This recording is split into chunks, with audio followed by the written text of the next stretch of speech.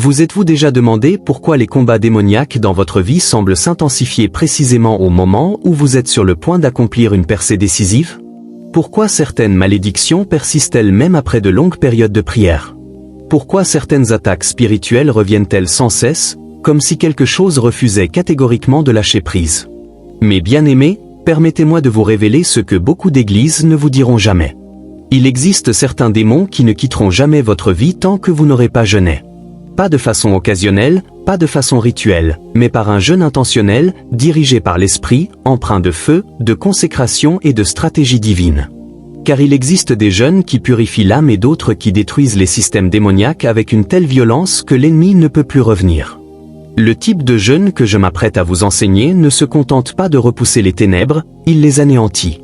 Ces jeûnes déracinent les malédictions générationnelles, font taire les voix qui parlent dans la nuit, éliminent les dépôts sataniques présents dans votre corps et exposent la sorcellerie qui se cachait à la vue de tous. Il ne s'agit pas de simples choix alimentaires.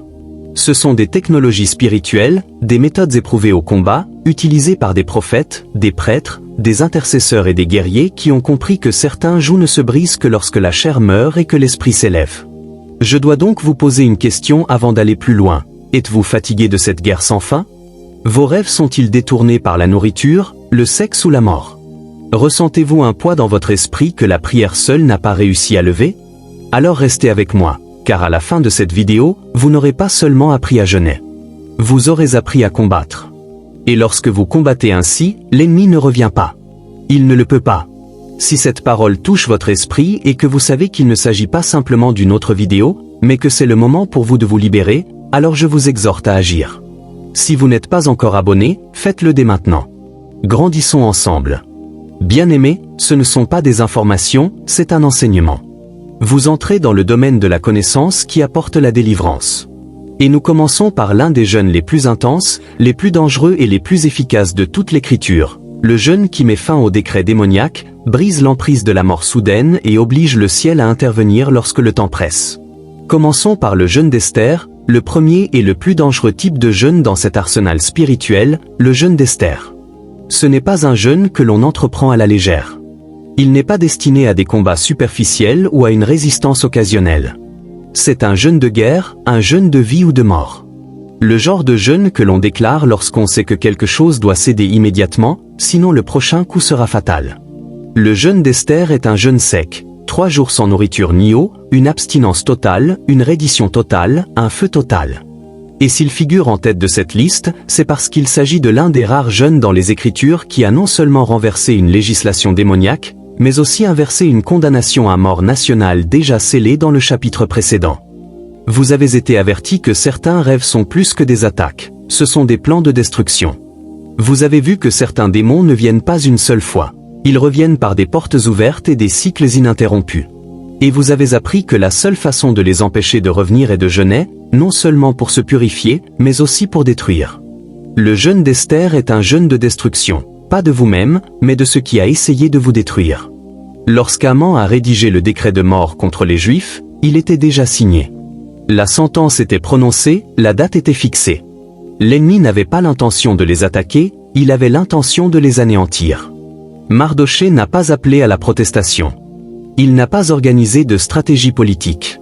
Il a demandé à Esther d'aller voir le roi. Mais même cela n'était pas suffisant. Esther a compris quelque chose de profond. Sans jeûne, l'accès n'est pas synonyme de faveur. Sans consécration, votre couronne n'aura aucun poids dans l'esprit.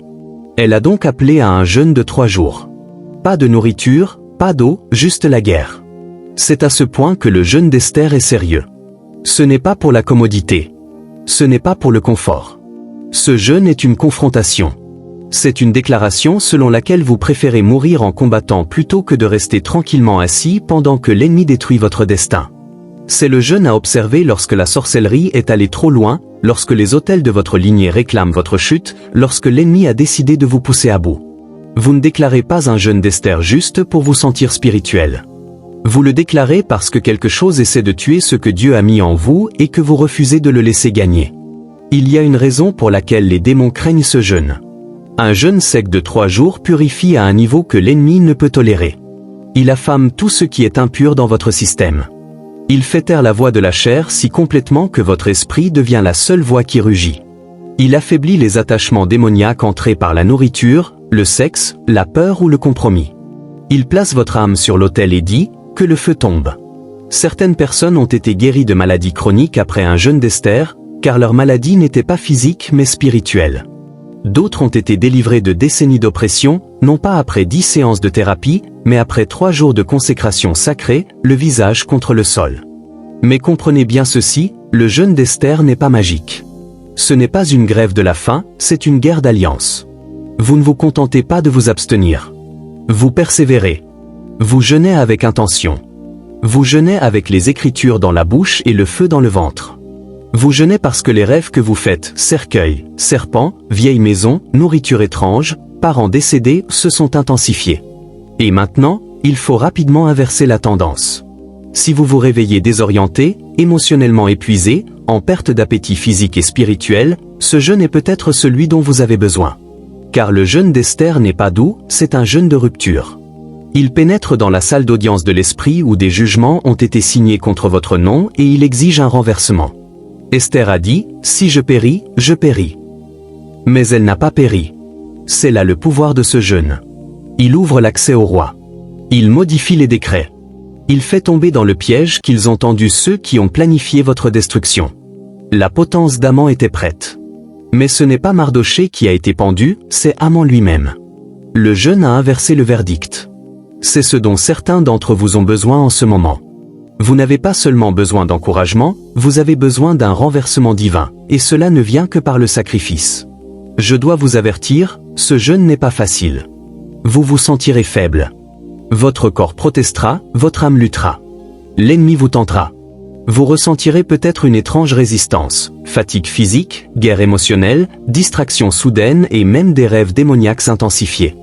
Mais ne vous laissez pas ébranler, c'est une confirmation. Cela signifie que le jeûne fonctionne. Cela signifie que l'ennemi sait que son temps est compté. Le feu monte, le décret est remis en question, les chaînes se brisent. Et si vous persévérez jusqu'au 3e jour, ce qui était autrefois définitif sera renversé. Pour ceux qui envisagent ce jeûne, vous devez vous préparer, entrer dans la prière, chercher la guidance du Saint-Esprit. Ne le faites pas parce que cela semble dramatique. Faites-le parce que vous savez que l'Esprit vous appelle à aller plus loin. Si vous êtes médicalement incapable de vous passer d'eau ou de nourriture, demandez à Dieu de vous indiquer une voie différente. Mais si votre corps peut le supporter et que votre esprit est disposé, n'attendez pas. Consacrez 3 jours. Éliminez les distractions. Fermez toutes les portes au compromis. Et pendant que vous jeûnez, ne restez pas silencieux. Prononcez la parole, priez à minuit. Déclarez sur votre vie, toute condamnation à mort est annulée. Tout contrat démoniaque est déchiré. Tout amant assigné à ma chute tombera de sa propre main. Ce n'est pas un jeûne que vous ferez souvent, mais si vous le faites correctement, vous n'aurez peut-être plus jamais à affronter ce démon. Le jeûne d'Esther détruit le fondement légal de votre ennemi. Il annule ce qui était caché. Il brise la peur de la confrontation et libère la faveur devant les autorités auxquelles vous n'auriez jamais pu accéder par vous-même. Lorsque ce jeûne est accompli avec foi, les démons ne se contentent pas de partir. Ils perdent tout intérêt. Ils perdent leur voix, ils perdent leur permission. Vous avez demandé un jeûne qui empêcherait les démons de revenir? C'est là que cela commence, avec le feu, avec la pureté, avec un abandon de 3 jours qui secoue le monde spirituel et force toutes les puissances des ténèbres à reculer. Ce n'est pas seulement un jeûne, c'est une guerre. Et lorsque vous jeûnez comme Esther, vous ne suppliez pas pour obtenir la liberté, vous l'imposez. Maintenant que vous avez compris l'intensité et l'urgence du jeûne d'Esther, le jeûne de la destruction et du renversement soudain, nous devons passer à un autre type de combat. La deuxième méthode est le jeûne de Daniel. Et bien qu'il ne comporte pas l'extrémité physique d'un jeûne total, il n'en est pas moins puissant dans l'esprit. Là où le jeûne d'Esther est une confrontation, le jeûne de Daniel est une stratégie. C'est le jeûne de la révélation, de la clarté, de la mise à nu et de l'instruction divine. Vous ne faites pas ce jeûne parce que l'attaque est arrivée. Vous le faites parce que la guerre a commencé dans les cieux et que vous devez comprendre ce qui se passe réellement. Dans le chapitre 10 du livre de Daniel, le prophète tourne son visage vers Dieu avec tristesse. Pendant 21 jours, il s'abstient de viande, de vin et de mets délicats, non pas pour se punir, mais pour préparer son esprit à la compréhension. Daniel avait déjà reçu des visions, des rêves qui le troublaient profondément, mais leur interprétation était bloquée. Quelque chose dans les cieux s'opposait à la clarté. Et c'est là que se trouvent beaucoup de gens. Vous avez rêvé, vous avez vu, vous avez même discerné que quelque chose n'allait pas. Mais les pièces du puzzle ne s'assemblent pas. L'ennemi a brouillé votre vision. La résistance démoniaque n'est pas seulement dans votre maison, elle est au-dessus de votre tête. Il y a un prince sur votre région, sur votre lignée, sur votre mission, et il se tient entre vous et l'instruction divine. C'est là que le jeûne de Daniel devient une arme. Lorsque Daniel a commencé à jeûner, le ciel a immédiatement réagi. L'ange du Seigneur lui a dit, « Dès le premier jour où tu as décidé de comprendre, j'ai été envoyé. » Mais la réponse n'est arrivée qu'au bout de 21 jours. Pourquoi ? Parce que le prince de Perse, un esprit territorial, une force dominante dans le deuxième ciel, avait bloqué l'ange. Ce n'est que lorsque Michel, l'archange de la guerre, a été envoyé que le message a pu passer. C'est pourquoi le jeûne de Daniel est crucial. Il ne vous aide pas seulement à entendre. Il brise la résistance afin que le message puisse vous atteindre. Il révèle ce qui se cache derrière la confusion. Il clarifie la signification des rêves. Il vous montre ce que vous devez faire ensuite. Beaucoup de gens sont dans l'esclavage non pas parce qu'ils manquent d'autorité, mais parce qu'ils manquent de révélation. Ils réprimandent les symptômes tout en ignorant la racine. Ils chassent les esprits sans connaître l'autel qui les nourrit. Ils ont vu des parties du tableau, peut-être dans un rêve, peut-être dans des cycles étranges, mais ils n'ont pas vu assez clairement pour frapper avec précision. Le jeûne de Daniel aiguise votre esprit, il clarifie votre vision intérieure. Il fait taire le bruit, lorsqu'il est bien fait, il devient un dispositif de suivi des plans de l'ennemi. Vous ne combattez plus à l'aveuglette. Vous agissez avec précision. Ce jeûne est également nécessaire lorsque vous êtes submergé par une série de rêves qui semblent prophétiques mais qui ne sont pas clairs. Vous voyez sans cesse de l'eau, mais vous ne savez pas si cela signifie purification ou chaos. Vous voyez sans cesse des serpents, mais vous ne savez pas s'il s'agit de tromperie ou de surveillance.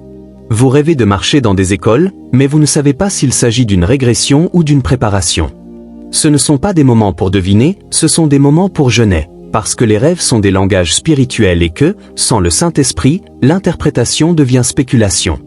Daniel a compris que la seule façon de déchiffrer les codes du ciel était de vider sa chair et de préparer son âme à recevoir les conseils divins.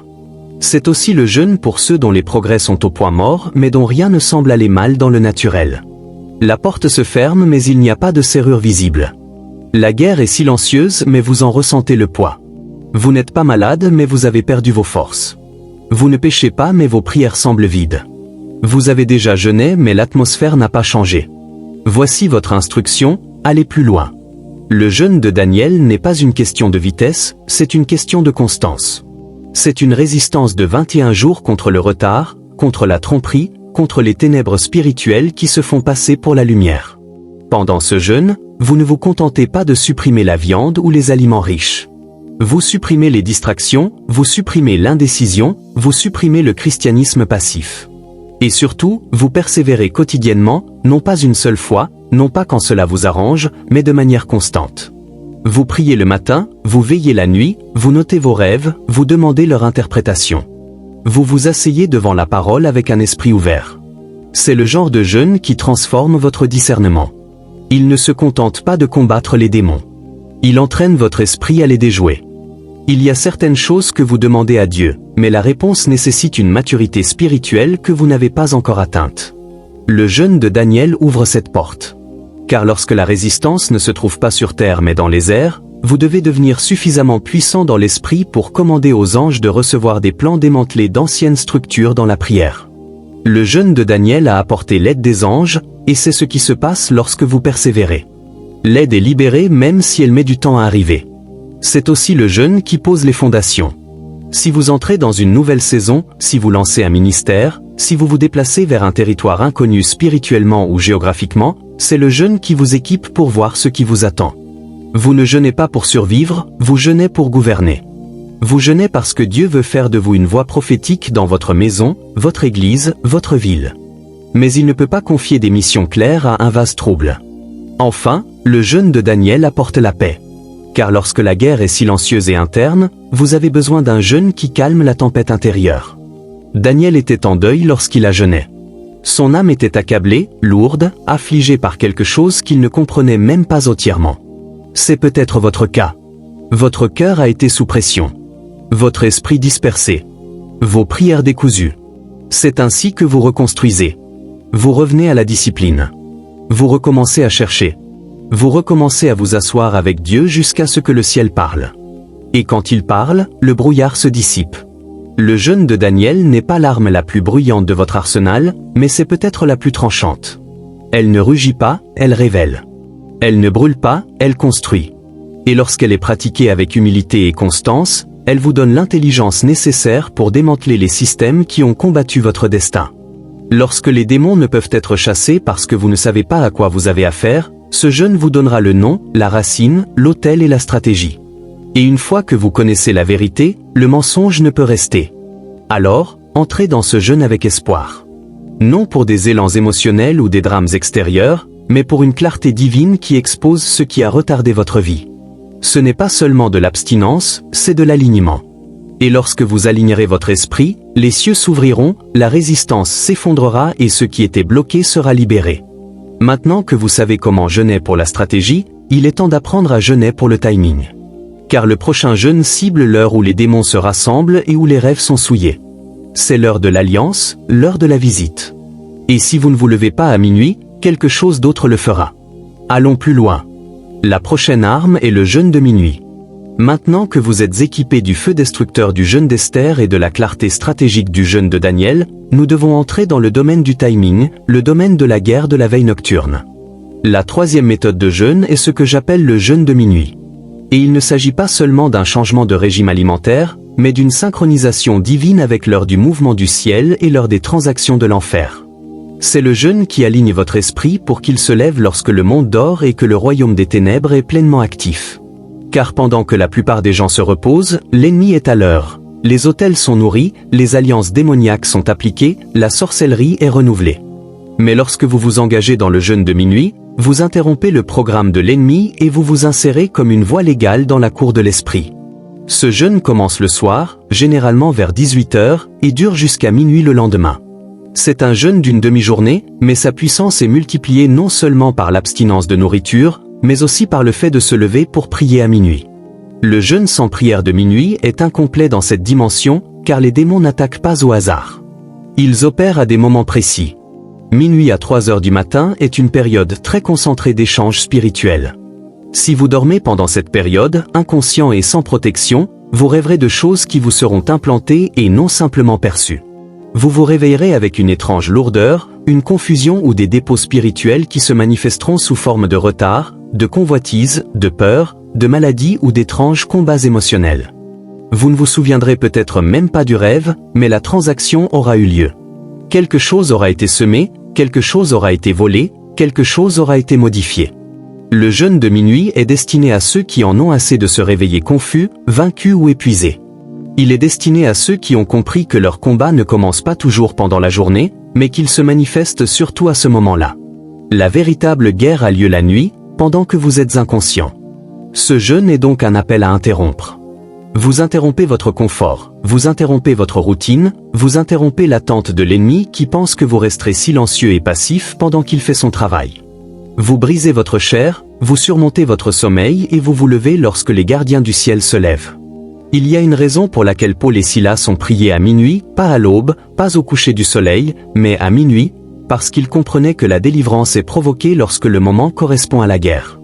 Et lorsqu'ils ont prié et chanté des hymnes à minuit, la prison a tremblé, les fondations ont bougé, les chaînes sont tombées, les portes se sont ouvertes, pas le matin, mais à minuit. Ce n'est pas de la poésie, c'est un protocole. Dieu répond à ceux qui répondent à son timing. Lorsque vous jeûnez depuis le soir et que vous associez cela à la prière de minuit, vous entrez dans le combat spirituel avec une précision divine. Vous frappez lorsque le voile est mince.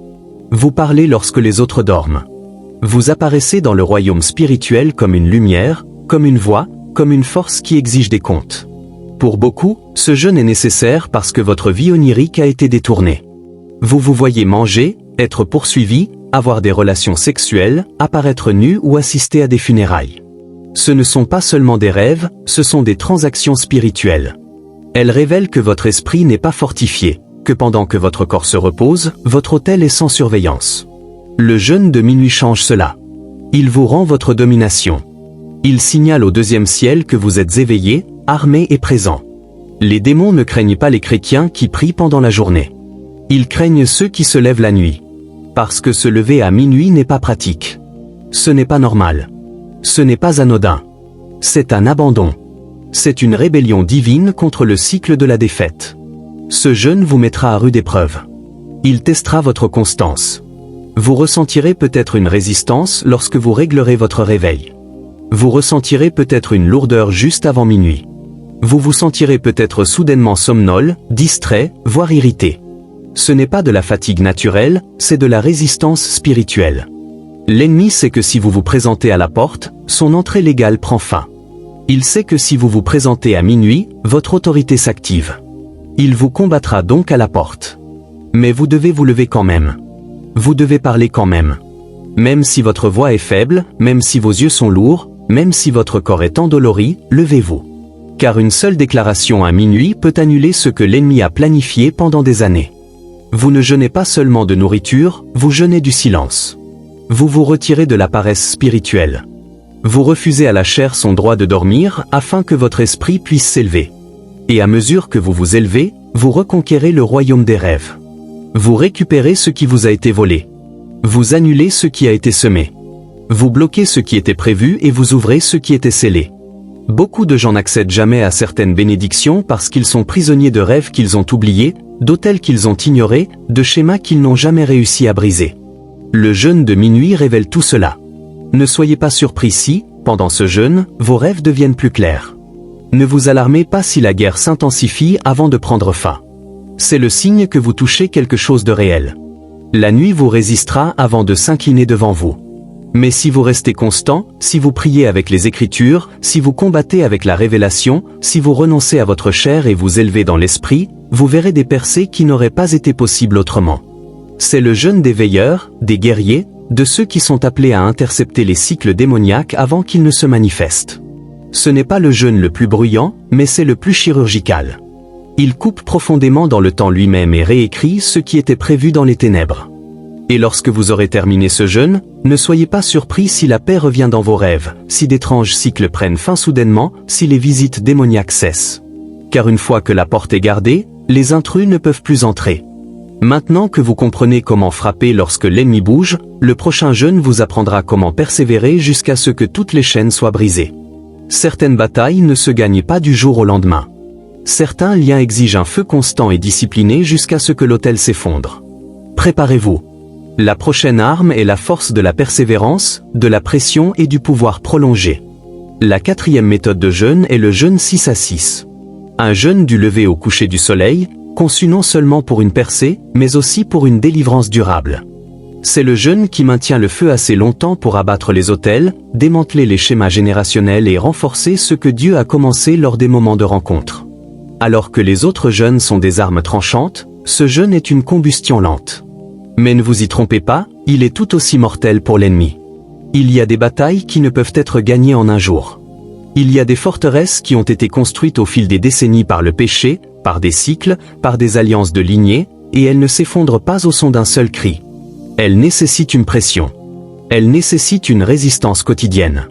Elles nécessitent un mode de vie qui choisit le sacrifice encore et encore jusqu'à ce que la structure même du système démoniaque commence à s'effondrer. C'est ce que fait le jeûne 6 à 6. Il applique des tirs répétés sur la même cible. Ce n'est pas toujours spectaculaire. Ce n'est pas toujours émotionnel. Mais c'est efficace, parce que les démons savent comment attendre que votre passion s'éteigne. Ce qu'ils craignent, c'est votre constance.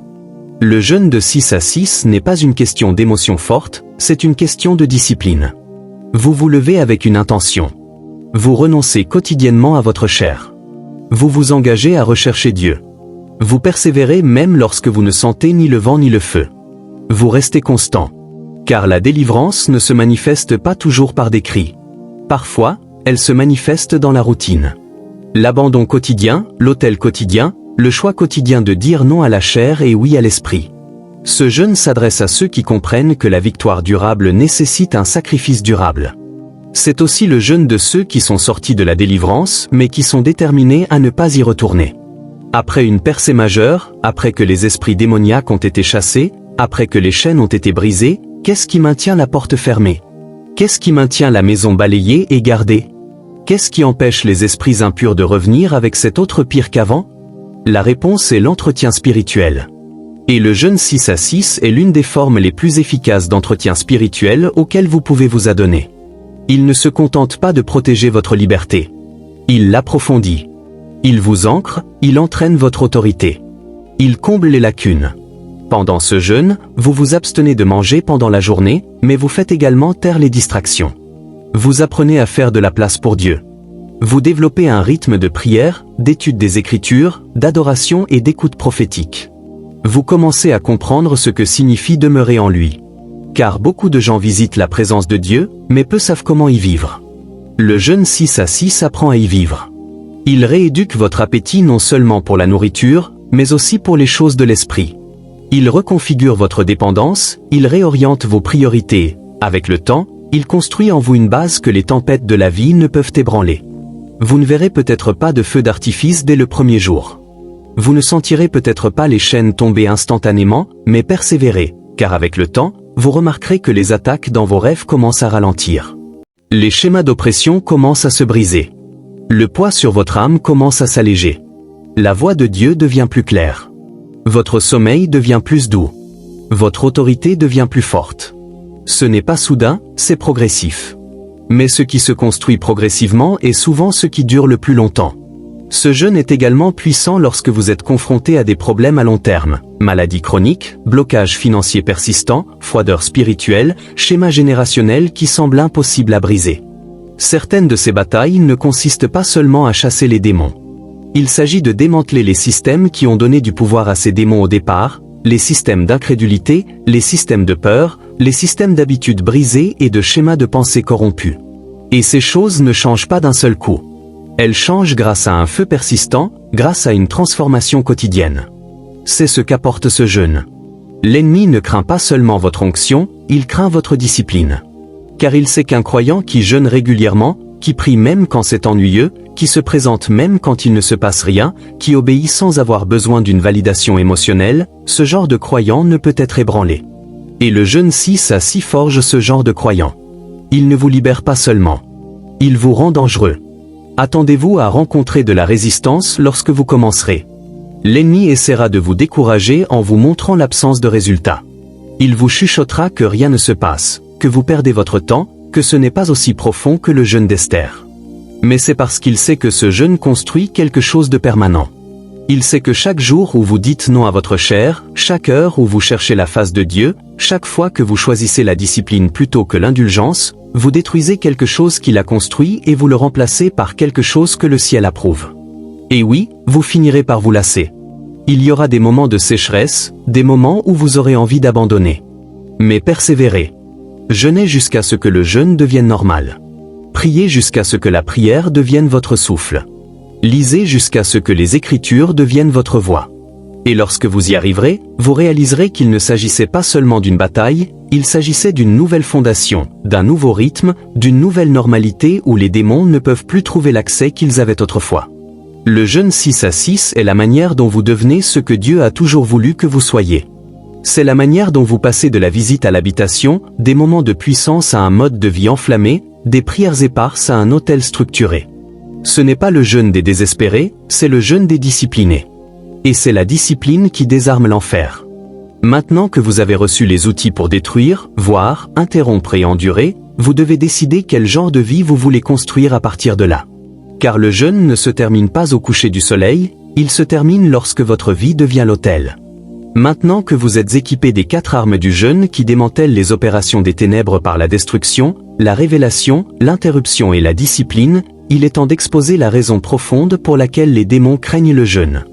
Car le jeûne ne concerne pas seulement la nourriture, il ne s'agit même pas seulement de la faim. Le jeûne est une révolte spirituelle contre les systèmes qui renforcent le royaume des ténèbres. C'est un acte de guerre contre tout ce que l'enfer a construit dans votre vie, votre lignée, votre esprit et votre atmosphère. Et lorsque vous jeûnez avec compréhension, vous ne vous contentez pas d'affaiblir les démons, vous leur retirez leur licence. Les démons ne craignent pas les activités religieuses. Ils ne craignent pas les prières occasionnelles ou la fréquentation de l'église sans consécration. Ce qu'ils craignent, c'est le croyant qui comprend que le jeûne n'est pas un régime spirituel, mais un échange divin. Le jeûne échange la faiblesse contre la force. Il échange la chair contre l'esprit. Il échange la confusion contre la clarté. Il échange l'accès légal contre le feu divin.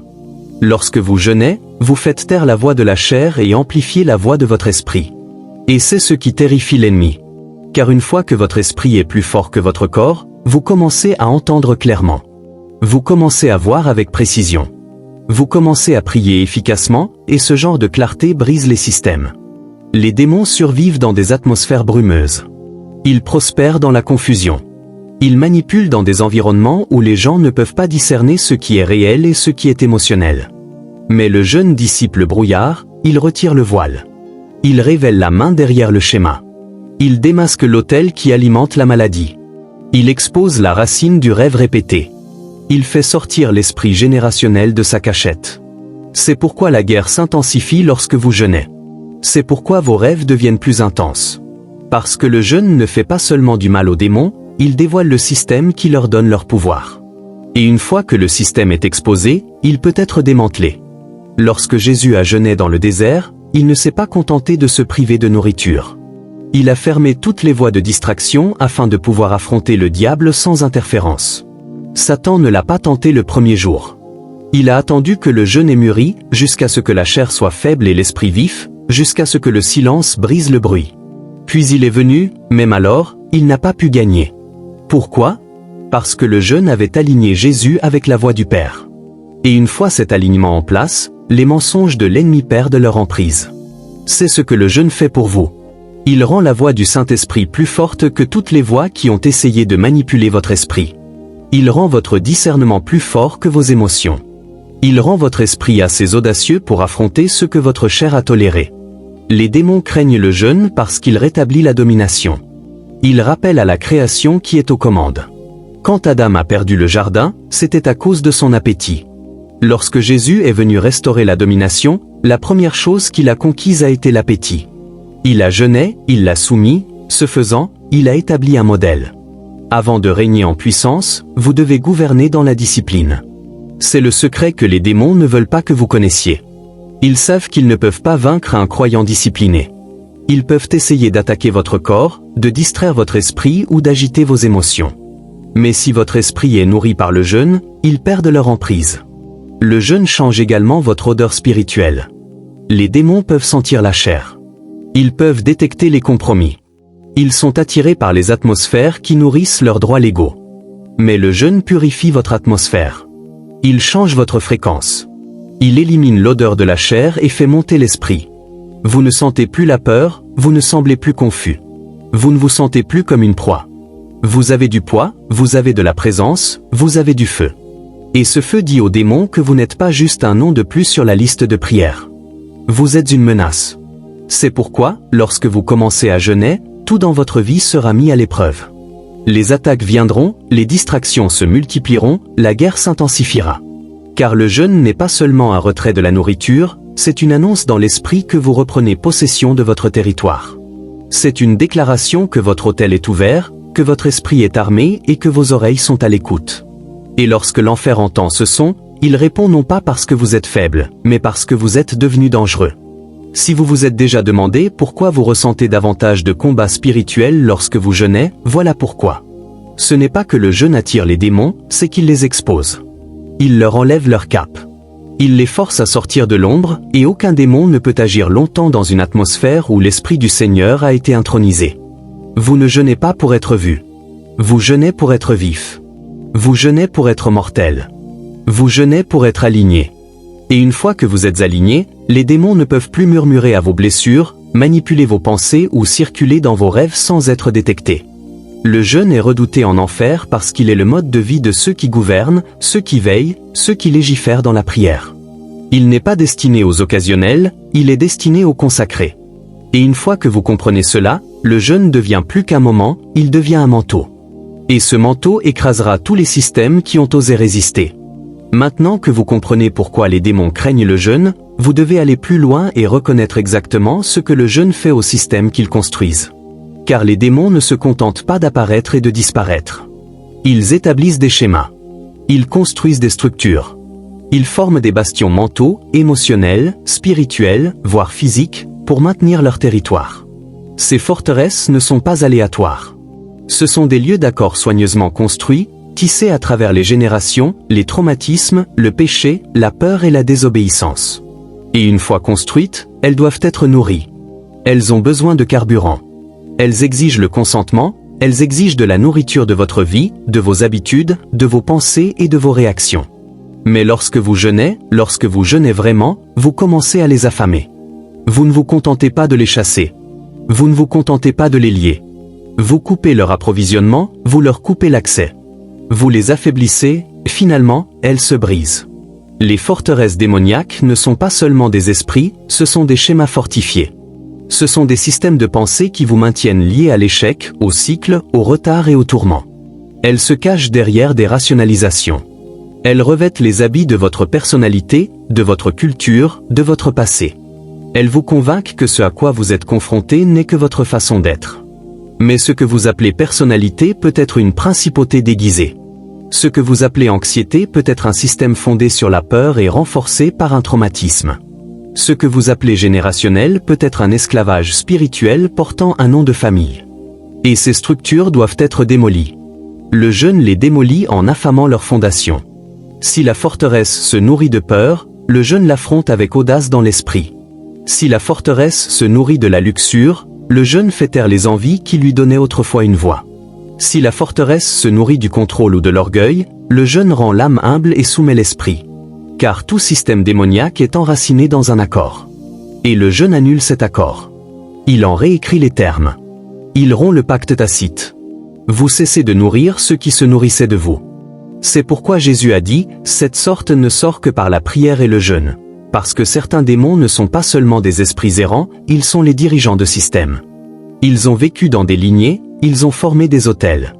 Ils ont trouvé des moyens de se cacher dans votre langage, votre musique, votre comportement, voire vos émotions.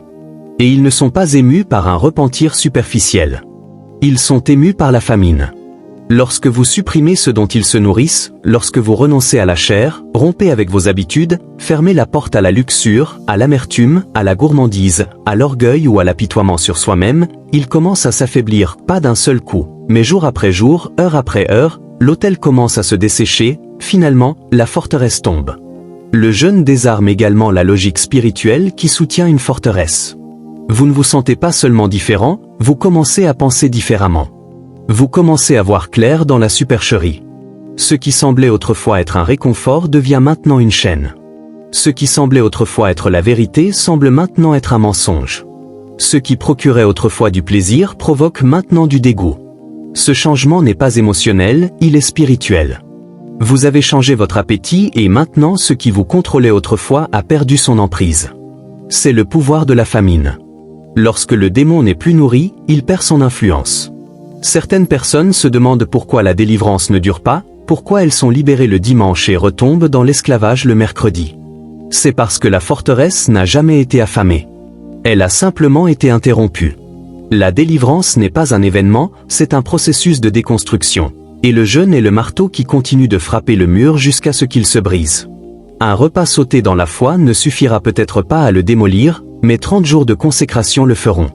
Une prière à minuit ne suffira peut-être pas à ébranler toute la structure, mais combinée au jeûne, elle commencera à s'effriter.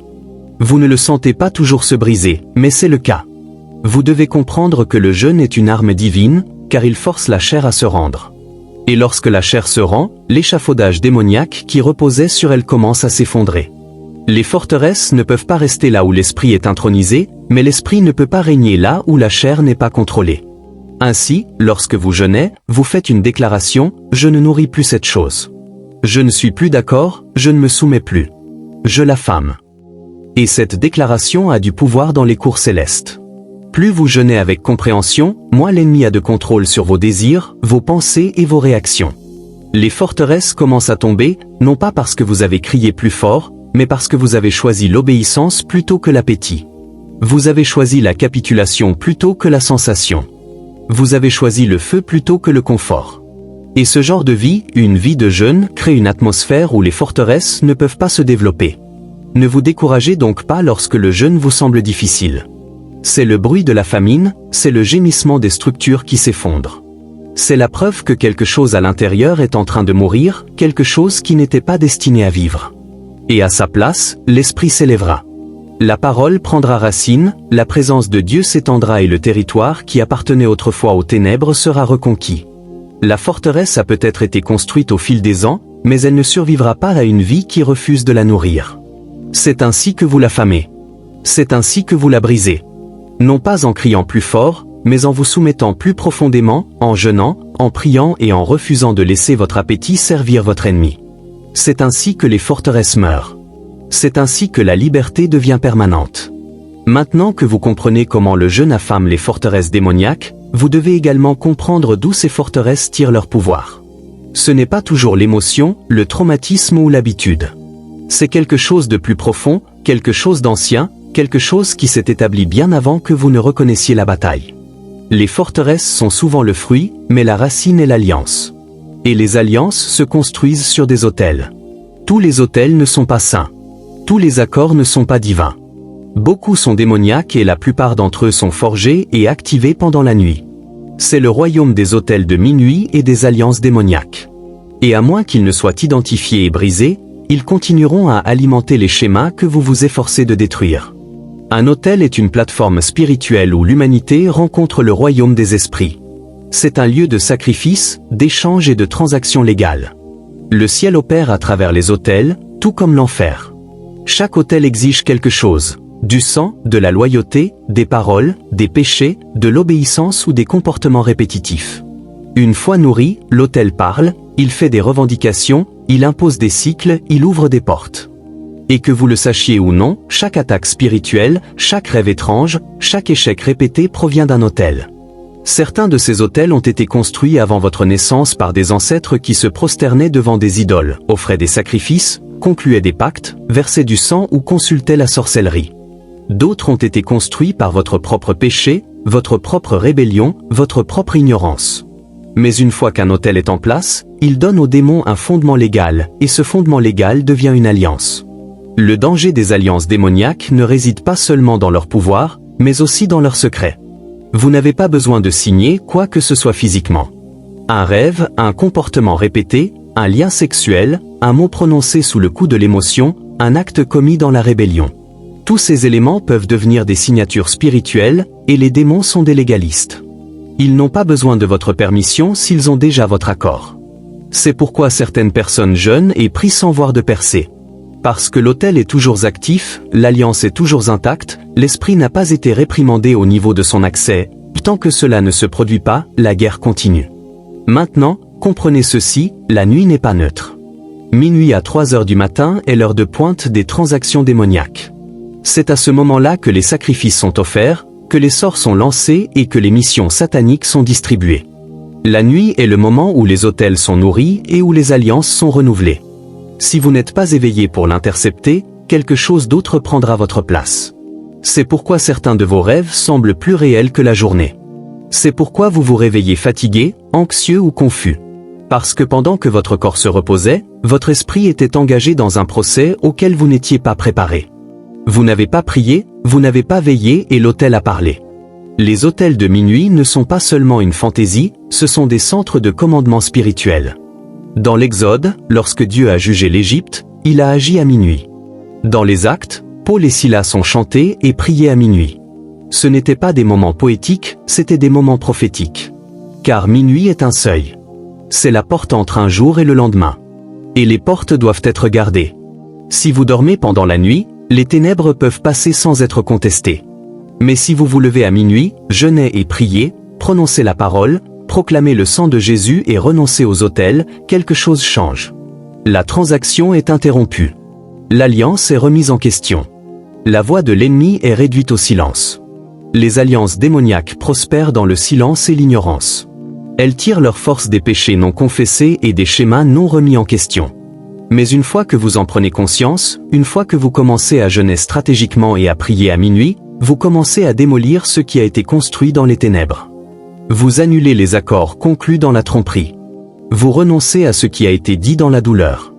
Vous brisez les autels érigés par les générations passées et vous les remplacez par le sang de Jésus, l'autel qui dit de meilleures choses. Il y a une raison pour laquelle l'ennemi vous combat le plus durement la nuit. Il ne s'agit pas seulement d'insomnie ou de peur, il s'agit de perturbation. S'il peut perturber votre veille, il peut poursuivre la transaction.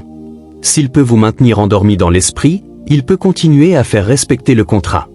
Mais une fois que vous vous levez, une fois que vous jeûnez, une fois que vous priez, une fois que vous appelez par leur nom les esprits qui ont revendiqué votre vie, alors ce qui était caché est révélé.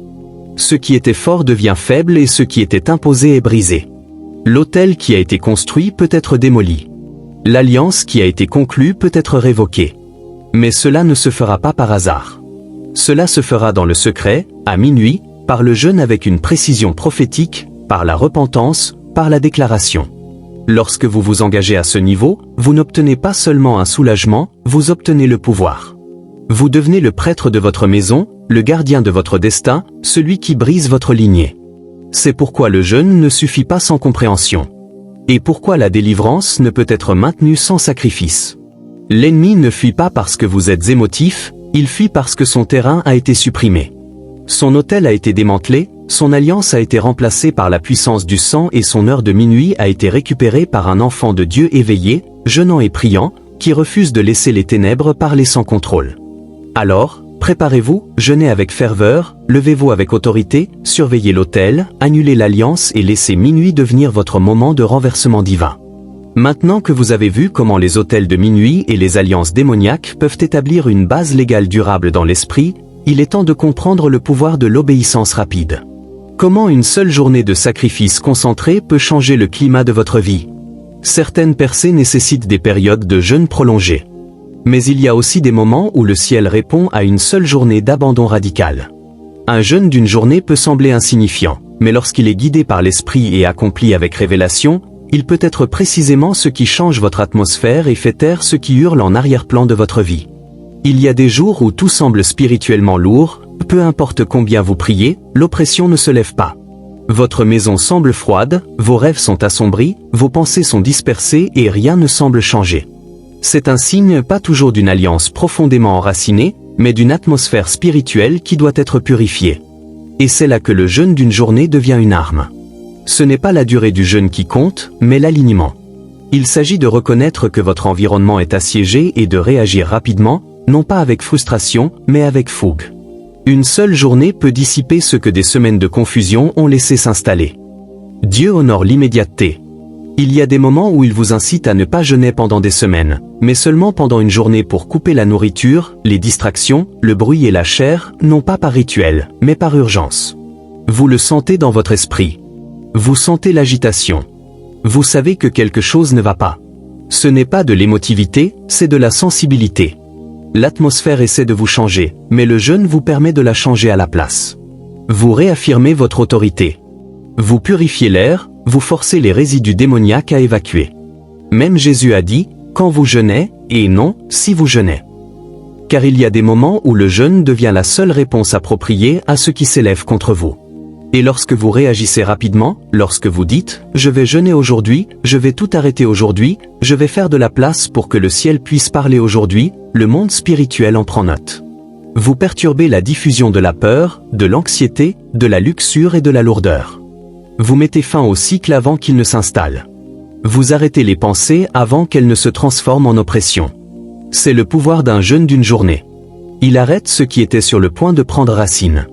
Beaucoup de gens sous-estiment ce type de jeûne parce qu'il ne semble pas extrême. Mais il y a des moments où c'est exactement la stratégie que le ciel met en œuvre. Parfois la bataille n'est pas ancienne, elle est récente. C'est une atmosphère de distraction, un nuage de doute, une agitation spirituelle qui doit être réduite au silence avant qu'elle ne se transforme en tempête. Vous n'avez pas besoin d'un long jeûne pour la vaincre. Vous avez juste besoin d'un jeûne intense, un jour pur, concentré, consacré. Un jour où votre chair est niée et votre esprit élevé. Ce jour-là peut inverser ce que l'ennemi espérait, voire devenir une habitude. Les jeûnes d'un jour sont également puissants en tant que réponse prophétique. Lorsque vous sentez que Dieu vous appelle à quelque chose de plus profond, avant de signer un contrat, avant de prendre une décision importante, avant de vous engager dans une nouvelle relation, vous jeûnez, vous mettez le monde en pause, vous cherchez sa face. Cette journée d'obéissance peut vous sauver d'années d'erreurs spirituelles. Car le jeûne ne se contente pas de réagir. Il prévient, il dissipe le brouillard, il élimine les faux signaux. Il calibre votre esprit afin que vous ne suiviez pas vos émotions dans un piège. L'ennemi adore vous précipiter. Il veut que vous soyez réactif, impulsif, inconscient. Mais le jeûne calme la tempête suffisamment longtemps pour que vous puissiez entendre clairement. Vous cessez de deviner, vous cessez d'errer, vous cessez de vous appuyer sur des opinions et vous revenez à la source. Ce type de positionnement spirituel ne prend pas une semaine. Il faut de la volonté. Vous n'avez pas besoin de gravir une montagne. Il vous suffit de dire oui. Il y a des moments où vos enfants sont attaqués et où vous n'avez pas le temps de rassembler un groupe ou d'attendre une conférence. Vous jeûnez aujourd'hui. Vous jeûnez seul. Vous élevez votre voix. Vous purifiez votre maison. Vous oignez vos portes et vous appelez le ciel dans votre atmosphère. Ce jeûne d'une journée peut briser l'assaut avant qu'il ne brise votre famille. Ce jeûne d'une journée peut faire passer votre maison de la confusion à la paix. Vous n'avez pas besoin d'une centaine de personnes. Vous avez besoin d'avoir faim de la présence de Dieu. Si vous vous sentez dans le brouillard spirituel, si votre maison est devenue pesante, si vos rêves sont chaotiques ou si vous vous réveillez déjà fatigué, considérez que ce dont vous avez besoin n'est pas toujours une longue période de combat. Parfois, un seul jour suffit. Un jour pour prendre du recul, un jour pour se concentrer, un jour de prière, d'adoration, de repentance et de feu. Un jeûne d'une journée ne change pas seulement l'extérieur, il réaligne l'intérieur. Et une fois que votre esprit est réaligné, votre autorité revient, votre clarté s'affine et l'atmosphère autour de vous doit s'incliner. N'attendez pas que les choses empirent. Jeûnez lorsque le Saint-Esprit vous murmure. Jeûnez lorsque quelque chose ne va pas. Jeûnez avant que l'attaque ne se forme complètement. Votre obéissance peut être précisément ce qui arrête l'ennemi en plein élan. Un jour peut renverser la tendance, un jour peut faire taire le bruit. Un jour peut ouvrir les cieux. Et parfois un jour suffit à Dieu pour libérer la réponse qui était retenue parce que vous avez choisi de mettre le monde en pause et de donner la priorité à sa présence. C'est le genre de jeûne qui change non seulement votre journée, mais aussi votre destin. À partir de la révélation que l'on a eue sur la façon dont un seul jour de jeûne peut changer toute votre atmosphère spirituelle, il devient essentiel de savoir exactement quand un tel jeûne est nécessaire. Car dans le domaine de l'esprit, rien ne se passe sans avertissement. Dieu parle tout comme l'ennemi. Et l'un des principaux champs de bataille où les deux voix tentent de gagner du terrain est celui de vos rêves. Certains rêves ne sont que de simples échos de vos pensées, mais d'autres sont des alertes, des signaux divins qui vous avertissent que quelque chose est sur le point de se produire ou a déjà commencé. Ces rêves ne sont pas aléatoires, ce sont des signaux. Et lorsqu'ils apparaissent, la seule réponse appropriée est un jeûne urgent. Pas de discussion, pas de retard, pas de rejet. Le jeûne. Certains rêves ont une portée prophétique. Ils ne vous perturbent pas seulement émotionnellement. Ils frappent votre esprit. Vous vous réveillez avec un sentiment de malaise. Vous sentez une présence. Vous ressentez une lourdeur. Parfois vous oubliez les détails, mais le souvenir de cette rencontre persiste. Ce n'est pas une coïncidence, c'est une invitation à jeûner. Car ce que vous avez vu était plus qu'un rêve. C'était une transaction, un avertissement ou une révélation d'une activité démoniaque en cours de planification ou déjà enracinée. L'ignorer permet à cette activité de se poursuivre sans contrôle. Mais le jeûne vous met en phase avec l'esprit afin que vous puissiez y mettre fin avant qu'elle ne se manifeste. L'un des signes les plus évidents est un rêve où l'on mange.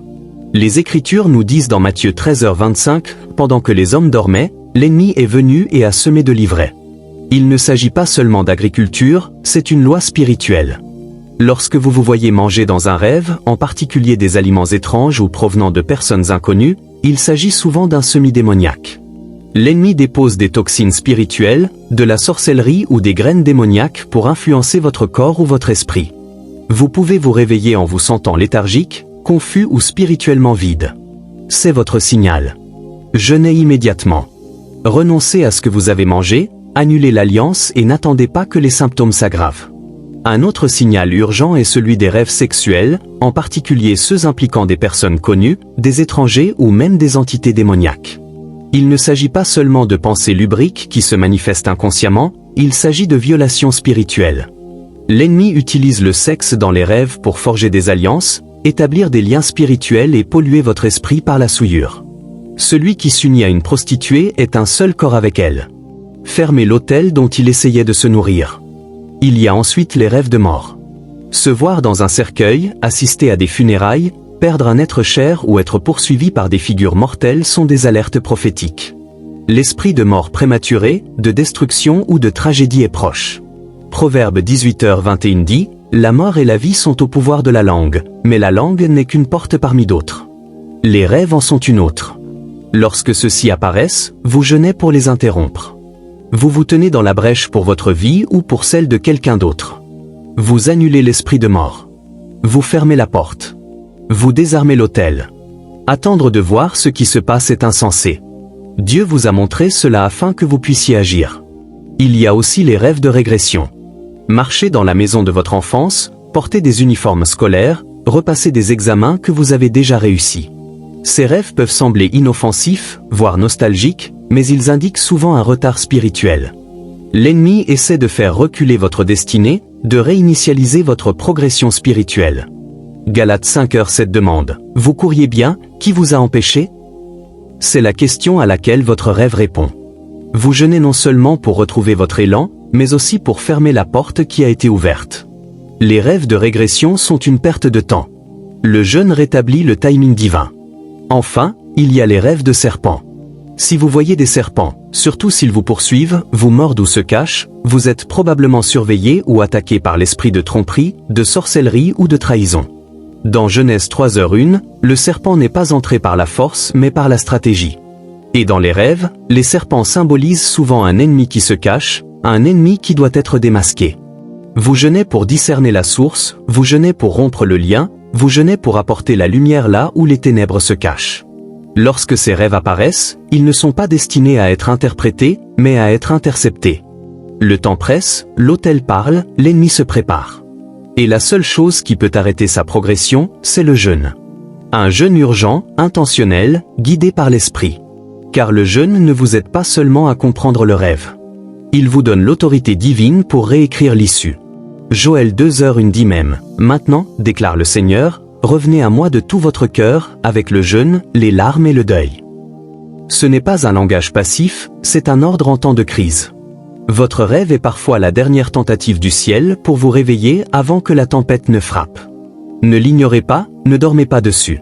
Jeûnez, réagissez et laissez votre obéissance fermer la porte avant que l'ennemi ne la franchisse. Votre rêve est un avertissement. Le jeûne est votre réponse. En sortant de l'urgence des rêves qui exigent le jeûne, vous commencez maintenant à comprendre quelque chose de plus profond. Cette bataille ne vous concerne pas seulement vous. Les rêves étaient personnels, mais la guerre est générationnelle. Vous n'êtes pas seulement attaqué à cause de votre propre vocation. Vous êtes attaqué à cause de ce pourquoi vous êtes né. C'est là que le jeûne devient plus qu'une quête personnelle. C'est là qu'il devient une arme de libération familiale. Car il existe dans votre lignée des cycles qui ne seront brisés que lorsque quelqu'un se lèvera, reniera la chair et démolira l'autel qui revendique votre nom de famille depuis des générations. Chaque famille a une histoire, mais toutes les histoires ne sont pas écrites par Dieu. À un moment donné, des schémas se sont installés. Schémas de dépendance, d'adultère, de colère, de pauvreté, de divorce, d'infirmité, de dépression. Vous l'avez vu trop souvent pour appeler cela une coïncidence. Ce n'est pas le fruit du hasard, c'est une guerre héritée. C'est une alliance conclue il y a longtemps qui se répète aujourd'hui à chaque nouvelle génération. Ce à quoi vous êtes confronté n'a pas commencé avec vous, mais cela peut s'arrêter avec vous. Et l'outil que Dieu a donné pour briser ce que d'autres ont enduré en silence est le jeûne. Isaïe 58:6 déclare « N'est-ce pas là le jeûne que j'ai choisi, détacher les chaînes de la méchanceté, défaire les lourds fardeaux, libérer les opprimés et briser tous les jougs ?» Ce n'est pas un verset anodin, c'est une invitation divine. Le jeûne ne transforme pas seulement votre vie, il brise les chaînes qui se sont enroulées autour de votre lignée. Il annule les malédictions prononcées par les générations précédentes. Il rompt les liens spirituels créés par des années de compromis. Il démantèle les prisons spirituelles qui ont été transmises comme des héritages. Lorsque vous jeûnez pour la délivrance de votre famille, vous ne demandez pas seulement à Dieu de bénir votre foyer. Vous vous engagez dans un combat spirituel. Vous entrez dans la salle d'audience du ciel pour défendre votre lignée. Vous présentez l'histoire de votre famille devant Dieu et déclarez que cela suffit. Vous jeûnez pour celui qui est encore prisonnier de la dépendance, pour le frère ou la sœur submergé par la rébellion, pour le parent qui se noie dans la dépression. Vous jeûnez parce que quelqu'un dans la famille doit se tenir dans la brèche. Quelqu'un doit prier quand les autres dorment. Quelqu'un doit se battre quand les autres se contentent de vivre dans l'esclavage. Ce type de jeûne est différent. Il n'est pas alimenté par l'ambition personnelle. Il est alimenté par le chagrin générationnel. Vous jeûnez avec des photos devant vous. Vous appelez leur nom dans la prière. Vous implorez le sang sur les membres de votre famille qui ne croient même pas encore. Vous vous battez pour vos cousins pris au piège dans des cycles qu'ils ne peuvent même pas nommer. Vous rompez les liens spirituels issus de relations passées que vos frères et sœurs pensaient inoffensives. Vous jeûnez jusqu'à ce que l'esprit d'infirmité commence à se dissiper, jusqu'à ce que les rêves de mort, de folie et de confusion commencent à s'estomper. Vous jeûnez jusqu'à ce que votre lignée familiale ait changé. Mais comprenez bien que le jeûne pour la délivrance de votre famille sera mis à l'épreuve. Car vous ne combattez pas seulement votre propre chair. Vous affrontez un système, et les systèmes ne tombent pas sans bruit. Ils résisteront. Vous pouvez ressentir une tension étrange dans votre foyer. Des disputes peuvent soudainement éclater. De vieilles blessures peuvent ressurgir. Ce n'est pas un signe pour vous arrêter. C'est la preuve que l'esprit que vous ciblez est en train d'être exposé.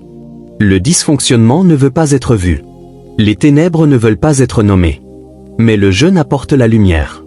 Et lorsque la lumière brille, tout ce qui est caché doit être traité. Ne vous attendez pas à des applaudissements. N'attendez pas qu'on soit d'accord avec vous. Celui qui est appelé à briser la malédiction est rarement compris par ceux qui vivent encore sous son emprise. Mais persévérez, jeûnez même s'ils se moquent de vous. Priez même s'ils lèvent les yeux au ciel. Car un jour les chaînes se briseront et ceux-là même qui riaient seront les premiers à demander la prière. Votre obéissance deviendra leur délivrance. Votre abandon deviendra leur liberté. Néhémie a jeûné et pleuré pour une nation. Esther a jeûné pour sauver son peuple. Jésus a jeûné avant de lancer un ministère qui allait racheter toute l'humanité. Le jeûne a toujours été plus qu'une question personnelle. Il s'agit de se tenir dans l'intervalle entre ce qui est et ce qui pourrait être, entre l'esclavage et la percée, entre l'héritage et la liberté. Vous jeûnez non pas parce que votre famille le mérite, mais parce que Dieu appelle quelqu'un à être l'interruption. Quelqu'un qui trace une ligne dans l'esprit et qui dit « Cela s'arrête avec moi ». Ma chérie, si les cycles dans votre foyer sont restés trop longtemps incontrôlés, commencez à jeûner. Si les rêves dans votre lignée sont toujours sombres, toujours lourds, commencez à jeûner. Si personne dans votre famille ne semble dépasser un certain niveau, peu importe les efforts qu'ils fournissent, commencez à jeûner. Votre sacrifice aujourd'hui pourrait être la graine qui produira une génération de liberté demain. C'est ainsi que commence le renouveau. Toujours à l'église, parfois à la table du dîner que vous avez choisi de manquer pour faire une percée dans un lieu secret, à genoux, en renonçant à votre chair et en élevant le nom de votre famille vers le ciel. Jeûner pour la délivrance de sa famille n'est pas seulement un combat spirituel, c'est un acte d'amour. C'est une aide spirituelle pour une lignée que Dieu refuse de laisser l'ennemi détruire. Et vous êtes nés pour porter ce fardeau. Portez-le bien. En sortant du feu du jeûne pour la délivrance de votre famille, il est facile de penser que la percée devrait venir rapidement, que les chaînes devraient se briser sans résistance. Mais ce à quoi beaucoup ne sont pas préparés, c'est ce qui se passe ensuite, la pression qui suit l'obéissance. Car dès que vous endossez le rôle d'intercesseur, dès que vous commencez à affronter les systèmes démoniaques et à annuler les alliances de lignée, l'ennemi ne se contente pas de battre en retraite. Il riposte. C'est là que vous devez apprendre le mystère du jeûne sous le feu des attaques. Car le combat ne signifie pas que votre jeûne échoue, il signifie souvent que votre jeûne fonctionne. Lorsque vous commencez à jeûner avec révélation, vous ne secouez pas seulement votre vie. Vous perturbez tout ce qui est lié aux forteresses que vous brisez. Vous exposez des structures anciennes, des autels cachés, des accords secrets, des sentinelles démoniaques qui n'ont pas été remises en question depuis des générations. Et ces forces ne lâchent pas prise sans faire de bruit. Elles commencent à exercer une pression. La pression augmente. Vous la ressentirez dans votre esprit, vos émotions, votre corps. Vous ressentirez une fatigue étrange, des pensées dispersées, une irritation soudaine, une opposition aléatoire de la part de personnes qui n'avaient jamais posé de problème auparavant. Et tout cela s'accompagnera d'un murmure, « Arrête de jeûner, ça ne marche pas ». Mais cette voix est un mensonge.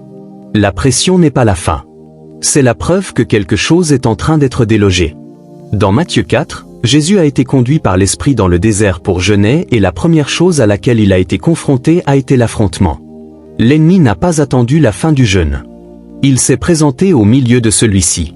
Il a attaqué au moment où Jésus était physiquement faible, mentalement vulnérable et émotionnellement fatigué. Mais Jésus n'a pas reculé. Il n'a pas modifié son jeûne.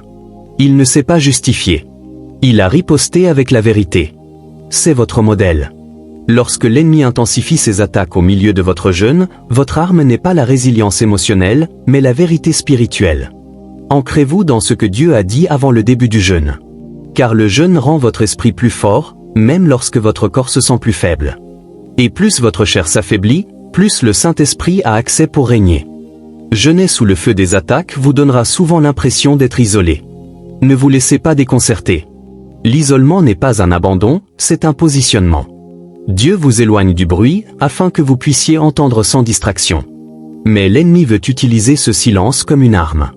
Il veut vous convaincre que le ciel est fermé, que rien ne se passe, que vos prières rebondissent sur le plafond. Mais Exode 14h14 dit, « L'Éternel combattra pour vous. Vous n'aurez qu'à rester tranquille. » Cette tranquillité n'est pas une faiblesse, c'est une confiance divine. Pendant que la bataille fait rage autour de vous, vous restez en position. Vous ne jeûnez pas pour ressentir quelque chose. Vous jeûnez pour la victoire. Il y aura des jours pendant le jeûne où tout ira de travers. Problèmes de voiture, difficultés financières, déclencheurs émotionnels, conflits inattendus. Et la tentation sera grande de sortir du jeûne juste pour reprendre votre souffle. Mais ne brisez pas ce que Dieu est en train de construire. Car l'ennemi n'attaque pas ce qui est faible, il attaque ce qui est menaçant. Si votre jeûne n'était pas dangereux, l'enfer ne réagirait pas. L'attaque même que vous subissez est la preuve que quelque chose dans l'esprit est en train d'être ébranlé. Continuez. Jeter sous le feu nécessite la discipline d'ignorer le bruit temporaire pour un impact éternel. Cela exige que vous louiez Dieu même lorsque rien ne semble différent. Que vous proclamiez la vie alors que tout autour de vous semble mort. Que vous vous présentiez dans la prière même lorsque vos paroles semblent sèches. Car il ne s'agit pas de ce que vous ressentez, mais de ce qui est en train d'être forgé. La pression ne signifie pas l'échec, elle signifie le feu, et le feu raffine. Lorsque Daniel a jeûné, il a prié pendant 21 jours sans obtenir de réponse. Il ne savait pas qu'une guerre faisait rage dans les cieux. La réponse avait été donnée dès le premier jour, mais la résistance démoniaque avait bloqué l'ange jusqu'à l'arrivée des renforts. Daniel n'a pas vu la bataille, mais son jeûne a maintenu la pression. Le 21e jour, la percée a eu lieu. S'il avait arrêté plus tôt, la résistance aurait gagné. Mais il est resté. Et parce qu'il est resté, le ciel a prévalu. C'est à vous de décider maintenant. Lorsque les attaques s'intensifient, lorsque la guerre s'intensifie, lorsque votre âme crie pour obtenir du secours, restez dans le jeûne. Non pas parce que c'est confortable, mais parce que c'est prophétique. Vous ne résistez pas seulement pour vous-même. Vous exercez une pression sur un système qui règne depuis trop longtemps et votre obéissance écrit un nouveau scénario dans l'esprit, un nouveau chapitre pour votre lignée, une nouvelle atmosphère pour votre foyer, une nouvelle autorité dans votre marche. Jeter sous le feu des attaques n'est pas une faiblesse, c'est la guerre. Et l'ennemi n'attaque que ce qu'il craint.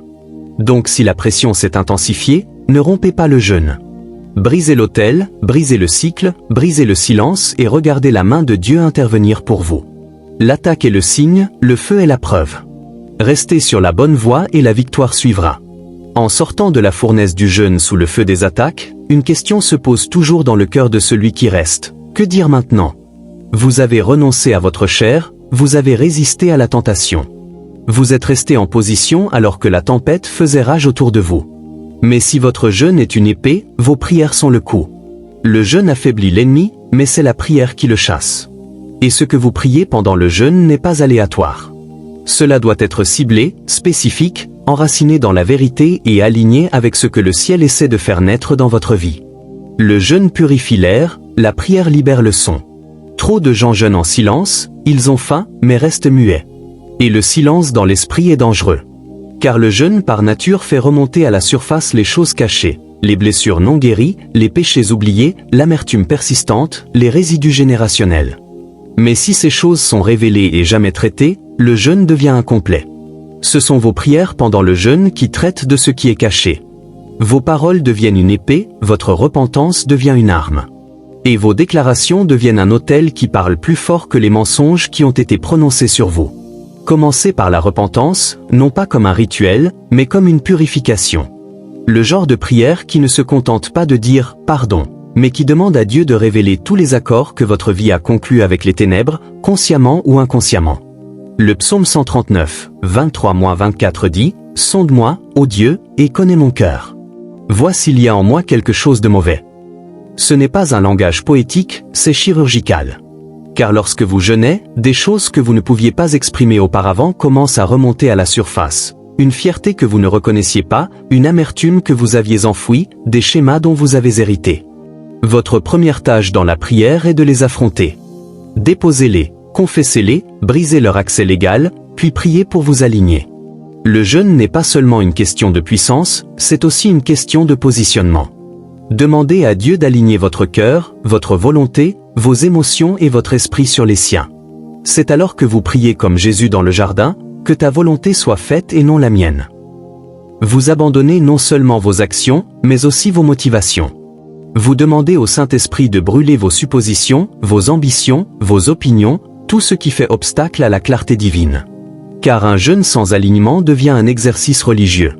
Mais lorsque votre cœur s'aligne sur le ciel, vous devenez un vase à travers lequel Dieu peut parler, agir et combattre. Ensuite, priez avec précision. Si vous jeûnez pour votre famille, ne vous contentez pas de dire « Seigneur, bénis-les ».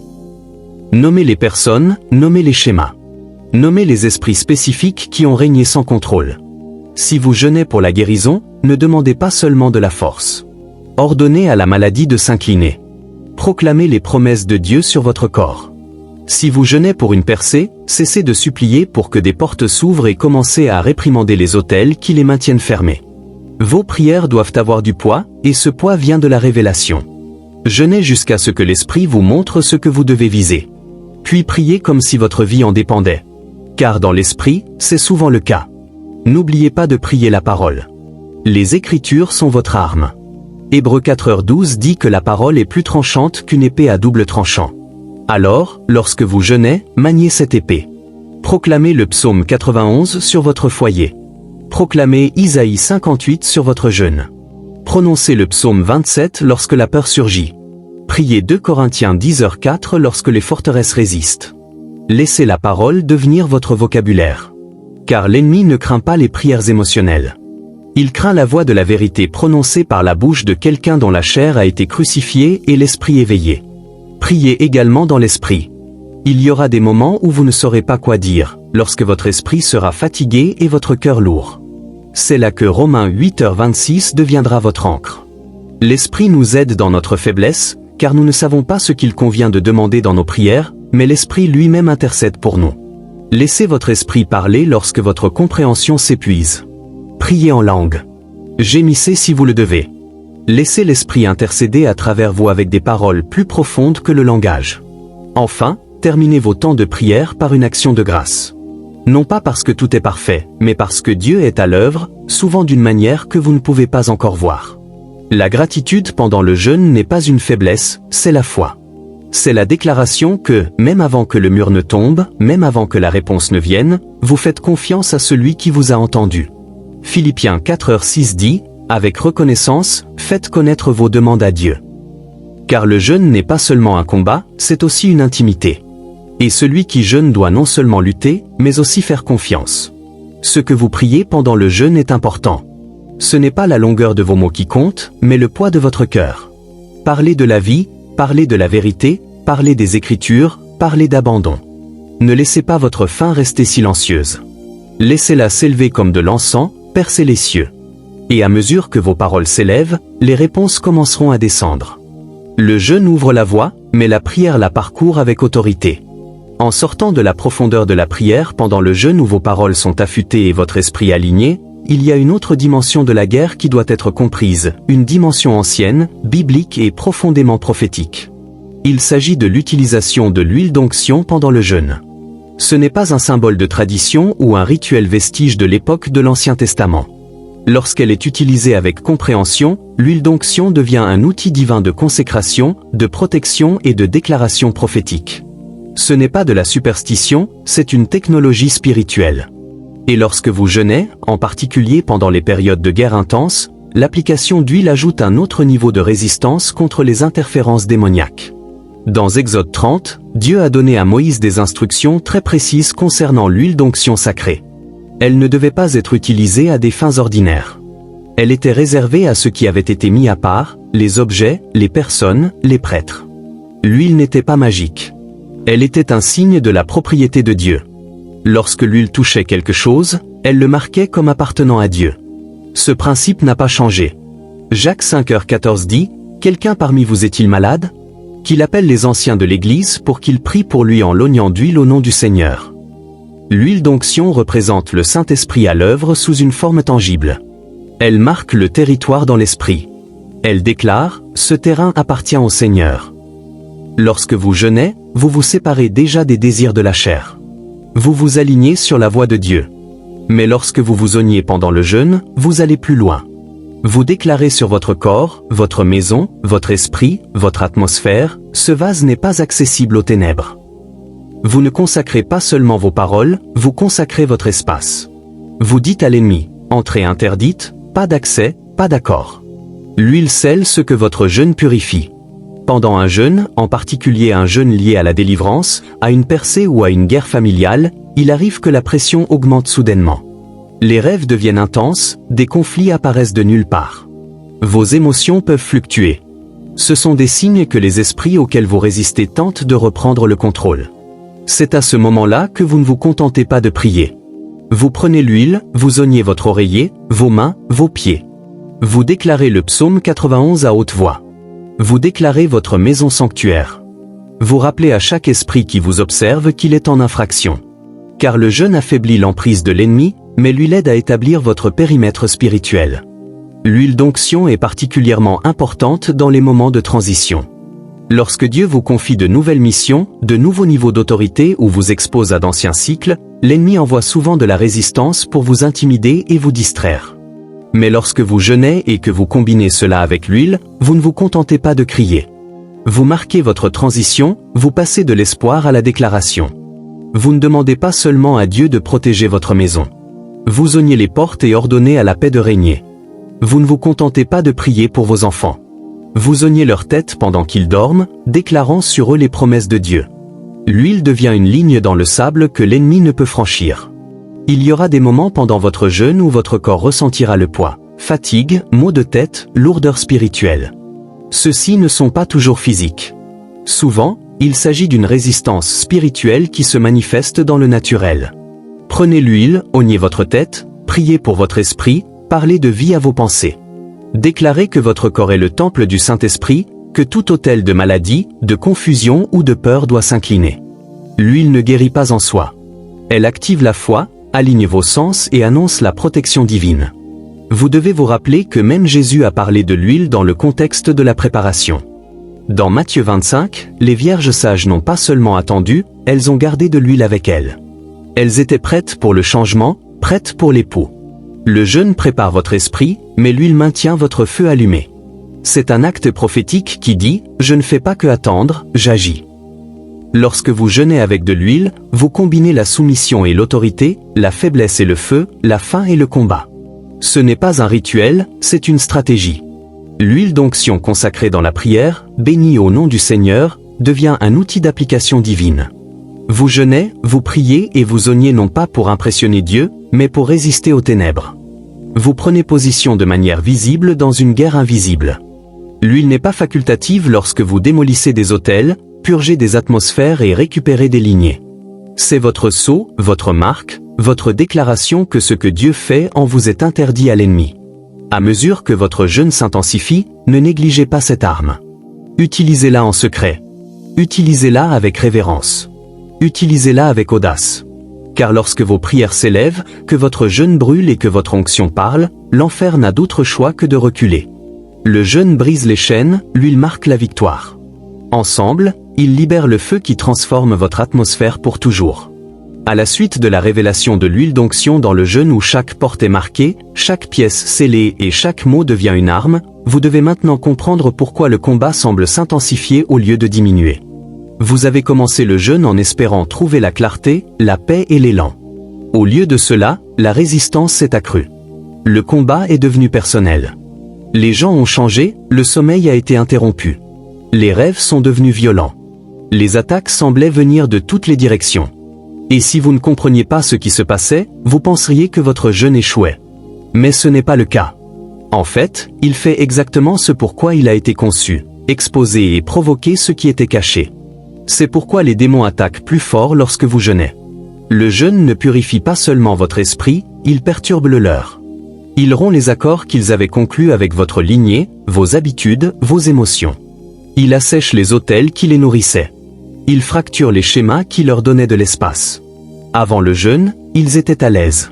Vous étiez distraits. Votre vie, même si vous aimiez Dieu, avait encore des portes ouvertes à travers des cycles, des blessures, de la passivité ou de l'apathie spirituelle. Mais le jeûne enlève le voile, il brise le rythme.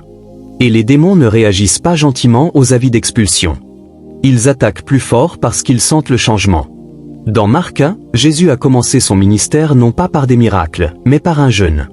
Il a été conduit dans le désert et c'est là que Satan est venu l'affronter directement, pas par l'intermédiaire de personnes, pas par l'intermédiaire de rêves, face à face. Parce que le jeûne accélère votre appel et que les démons sont toujours envoyés pour affronter l'identité. Au moment où Jésus a terminé son jeûne, la puissance de l'esprit s'est reposée sur lui et l'enfer a réagi. C'est ce qui vous arrive. L'ennemi ne vous attaque pas parce que vous êtes faible. Il vous attaque parce que votre jeûne brise les fondations sur lesquelles il s'appuyait depuis des années. Sa rage confirme que le ciel vous soutient. Ce que vous devez comprendre, c'est que les démons agissent en vertu d'un droit légal. Ils ne se déplacent pas librement sans raison. Le jeûne ferme les portes qu'ils utilisaient. Lorsque vous vous repentez, renoncez et réinitialisez votre autel, vous supprimez les crochets auxquels ils s'accrochaient autrefois. Mais au lieu de partir tranquillement, ils testent la résistance, ils suscitent l'offense, ils provoquent la confusion, ils ciblent vos rêves, ils déclenchent des émotions passées, ils utilisent même vos proches pour agiter votre âme. Non pas parce qu'ils sont forts, mais parce qu'ils sont désespérés. Le jeûne les prive de leur accès, la prière ferme leur portail, l'huile marque le territoire. Il ne leur reste donc plus que la pression. Vous pourriez être tenté d'abandonner, de vous demander si vous faites quelque chose de mal, mais cette pression est le travail de l'accouchement du progrès spirituel. Dans l'Exode, lorsque Moïse a dit au Pharaon « Laisse partir mon peuple », le Pharaon a répondu en alourdissant le fardeau. Il a rendu le travail plus difficile. Il a semé le doute parmi les Israélites. Pourquoi ? Parce que la délivrance provoque toujours des représailles, et tout comme Pharaon, les démons ne se rendent pas sans combattre. Mais leur agressivité accrue est la preuve que leur emprise faiblit. Le danger ne réside pas dans l'attaque, mais dans la façon dont vous l'interprétez. Si vous confondez pression et échec, vous vous éloignerez juste avant que les chaînes ne tombent. Si vous interprétez la résistance comme un rejet, vous ferez taire votre voix alors que vous devriez vous exprimer plus fort. Vous devez vous ancrer dans la vérité. Dans Jacques 4,7, il est dit « Soumettez-vous à Dieu, résistez au diable et il fuira. » Et pas peut-être, il fuira, mais pas avant d'avoir tout essayé pour vous faire abandonner prématurément. C'est cela cette attaque, une dernière tentative pour vous faire défaire ce que le ciel est en train de construire. C'est pourquoi vous devez persévérer dans le jeûne même lorsque vous vous sentez faible. Priez même lorsque les mots vous semblent vides de sens. Oignez-vous même lorsque le combat semble incessant. Vous ne faites pas que persévérer. Vous triomphez. Chaque jour où vous persévérez, l'autel se brise davantage. Chaque fois que vous proclamez les Écritures, l'alliance est ébranlée. Chaque larme que vous versez dans l'abandon arrose la délivrance, même que vous êtes en train de mettre au monde. Ne vous méprenez pas sur le combat. Ce n'est pas un effondrement, c'est une guerre pour la sortie. Les démons attaquent plus fort pendant le jeûne parce qu'ils sont déplacés. Leur emprise est remise en question. Leur temps est raccourci et leurs mensonges sont remplacés par la vérité. Ils détestent le jeûne parce qu'il purifie vos oreilles pour que vous entendiez clairement Dieu. Il aiguise votre vision pour que vous voyiez les schémas tels qu'ils sont. Il élève votre esprit au-dessus du brouillard qu'ils utilisaient pour vous contrôler. Et surtout, il vous associe à l'autorité de Jésus-Christ qui a dit dans Matthieu 17h21, « Cette sorte ne sort que par la prière et le jeûne. » Ainsi, lorsque la chaleur monte, vous vous élevez plus haut. Lorsque les voix s'amplifient, vous vous faites plus silencieux en sa présence. Lorsque les rêves s'intensifient, vous prononcez le sang sur eux. Vous ne fuyez pas, vous persévérez. Car l'ennemi n'attaquerait pas aussi violemment si votre jeûne ne constituait pas une menace. Vous détruisez quelque chose d'ancien, et ce genre de combat suscitera toujours des représailles avant la libération. Tenez bon. L'attaque est bruyante, mais elle ne durera pas. Ce que vous construisez dans l'esprit restera longtemps après que la pression se sera dissipée. Il y a une porte que beaucoup négligent, une porte qui, si elle reste fermée, maintient le cycle en vie, peu importe la force de vos prières ou la durée de votre jeûne. Cette porte est celle du pardon. Vous pouvez oindre votre maison. Vous pouvez prier avec ferveur. Vous pouvez jeûner jusqu'à en avoir mal au corps. Mais si votre cœur nourrit encore de l'amertume, de l'offense ou une rancœur silencieuse, l'ennemi trouvera un droit légal de rester. Le jeûne purifie votre esprit. La prière renforce votre autorité, mais le pardon est ce qui scelle votre liberté. Jésus l'a clairement exprimé dans Matthieu 6h15, « Si vous pardonnez aux autres leurs offenses, votre Père céleste vous pardonnera aussi. Mais si vous ne pardonnez pas aux autres, votre Père ne vous pardonnera pas non plus vos offenses. » Ce n'est pas une suggestion, c'est une loi, parce que le royaume de Dieu fonctionne sur l'honneur, la miséricorde et la vérité. Et lorsque vous violez ces principes en gardant rancune, vous créez une brèche spirituelle. Jeter sans pardonner, c'est comme essayer de verser du vin nouveau dans de vieilles outres. L'huile est peut-être fraîche, le feu est peut-être réel, mais le récipient est compromis. Beaucoup commencent un jeûne en espérant que les schémas démoniaques soient brisés, que la paix remplisse leur foyer, que leurs rêves changent et que le poids qui les accable s'envole. Mais à mi-chemin du jeûne, les choses semblent bloquées. Le ciel semble silencieux, la percée ne se produit pas et il suppose que le jeûne a échoué. Mais souvent, le blocage ne se trouve pas dans les cieux, mais dans le cœur. Dieu ne versera pas la liberté dans un récipient encore prisonnier des chaînes du manque de pardon. Car cette chaîne n'est pas seulement émotionnelle, elle est légale, et les démons le comprennent mieux que la plupart des croyants. Le jeûne fait remonter les choses à la surface pour une raison. Pas seulement vos péchés, mais aussi vos blessures. Pas seulement vos habitudes, mais aussi votre histoire. Et cette histoire inclut toujours des personnes qui vous ont fait du mal, des personnes qui vous ont déçu, des personnes qui vous ont rejeté, maltraité, abandonnés, trahis. Leurs visages commencent à apparaître dans vos rêves. Leurs noms vous reviennent en mémoire. Ce n'est pas un hasard. Le jeûne fonctionne. Le Saint-Esprit est en train d'arracher les racines.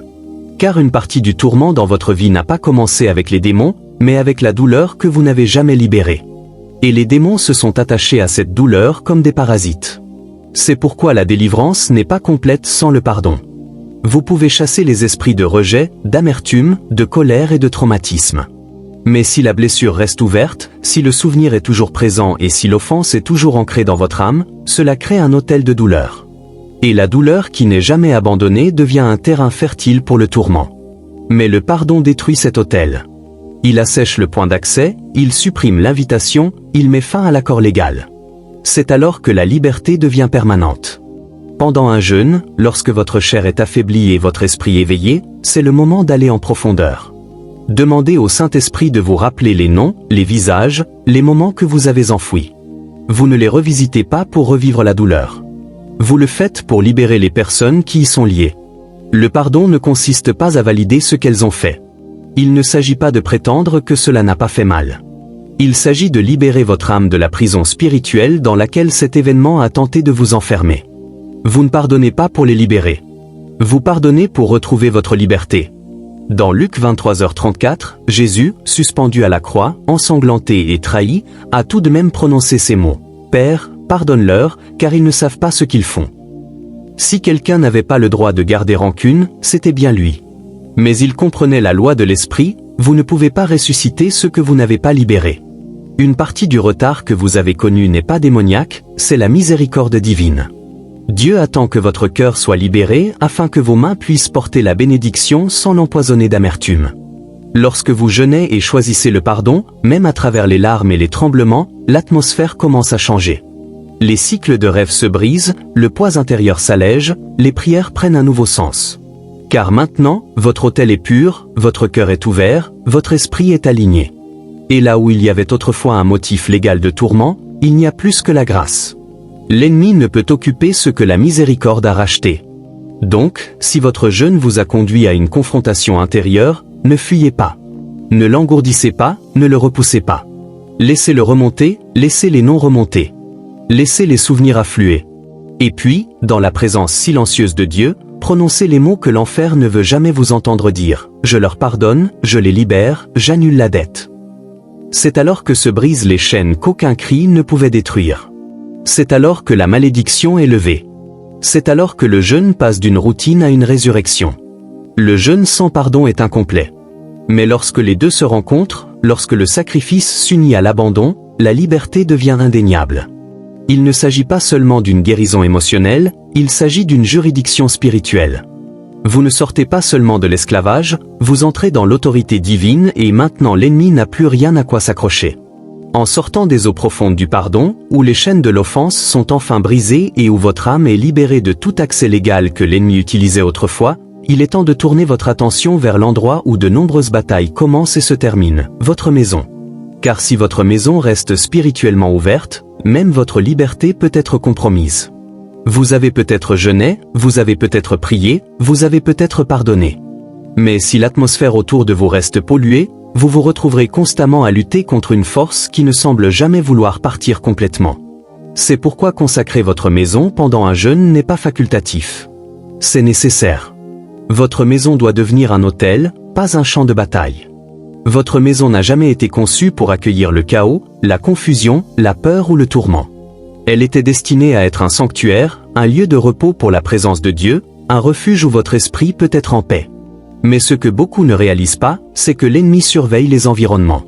Il écoute ce qui est autorisé, ce qui est toléré, ce qui est joué, ce qui est dit. Et si votre maison laisse place à tout ce qui s'oppose au Saint-Esprit ou musique, médias, disputes, convoitises, amertume, péchés non confessés, il le considère comme une invitation ouverte. Il n'est peut-être pas propriétaire de la maison, mais il la visitera comme s'il l'était. Et avec le temps, sa présence s'installe si profondément que même vos prières semblent bloquées entre vos propres murs. C'est pourquoi le jeûne n'est pas seulement un cheminement personnel, il doit s'étendre à l'environnement qui vous entoure. Vous ne purifiez pas seulement votre corps. Vous récupérez votre espace. Vous devez consacrer votre maison. Non pas par un rituel, mais par une révélation. Josué a dit dans Josué 24h15, « Quant à moi et à ma maison, nous servirons l'Éternel. » Ce n'était pas un slogan, c'était une alliance. Et les alliances ne restent pas en place par hasard. Elles nécessitent une guerre intentionnelle. Elles exigent un alignement. Consacrer votre maison pendant un jeûne commence par la prise de conscience. Vous parcourez chaque pièce avec les yeux spirituels ouverts, non pas pour être paranoïaque, mais pour être honnête. Qu'y a-t-il dans cet espace qui n'honore pas Dieu ? Quels souvenirs sont conservés dans cette chambre qui porte encore des traces ? Quelles voix sont autorisées à passer à travers ces écrans ? Quelles paroles prononcées dans la colère n'ont jamais été révoquées ? Quels objets ont été apportés sans discernement ? Le jeûne aiguise votre vision pour voir non seulement ce qui est physique, mais aussi ce qui est spirituel. Et une fois que vous le voyez, vous ne le laissez pas. Vous vous en occupez, vous le nettoyez, vous le sanctifiez. Vous êtes peut-être le seul dans la maison à jeûner, vous êtes peut-être le seul à prier. Ce n'est pas grave. L'autorité ne nécessite pas de vote. Vous n'avez pas besoin d'un consensus pour consacrer. Vous vous tenez dans votre autorité et déclarez que tout ce qui se trouve sous votre toit est sous la juridiction du Saint-Esprit. Que chaque pièce appartient à la présence de Dieu. Que chaque objet, chaque conversation, chaque rêve, chaque projet doit se soumettre à la règle du Christ. Et pendant que vous jeûnez, vous parcourez votre maison, non pas en suppliant, mais en imposant. Vous zognez les montants des portes, vous proclamez les Écritures, vous prononcez la paix, vous brisez les malédictions, vous annulez l'activité démoniaque. Vous dépouillez les ténèbres de tout droit légal qu'elles avaient autrefois. Il y a quelque chose qui change lorsque vous combinez le jeûne et la purification spirituelle. Ce n'est pas seulement votre corps qui s'allège, c'est aussi votre maison. Vous entrez et vous sentez que le poids a disparu. Le tourment s'en va, l'atmosphère change. Les rêves deviennent clairs, les enfants dorment toute la nuit. Les disputes cessent de surgir de nulle part. Le brouillard spirituel qui remplissait autrefois les coins de vos pièces commence à se dissiper. Car désormais, le ciel a légalement accès à l'endroit où les démons s'attardaient autrefois.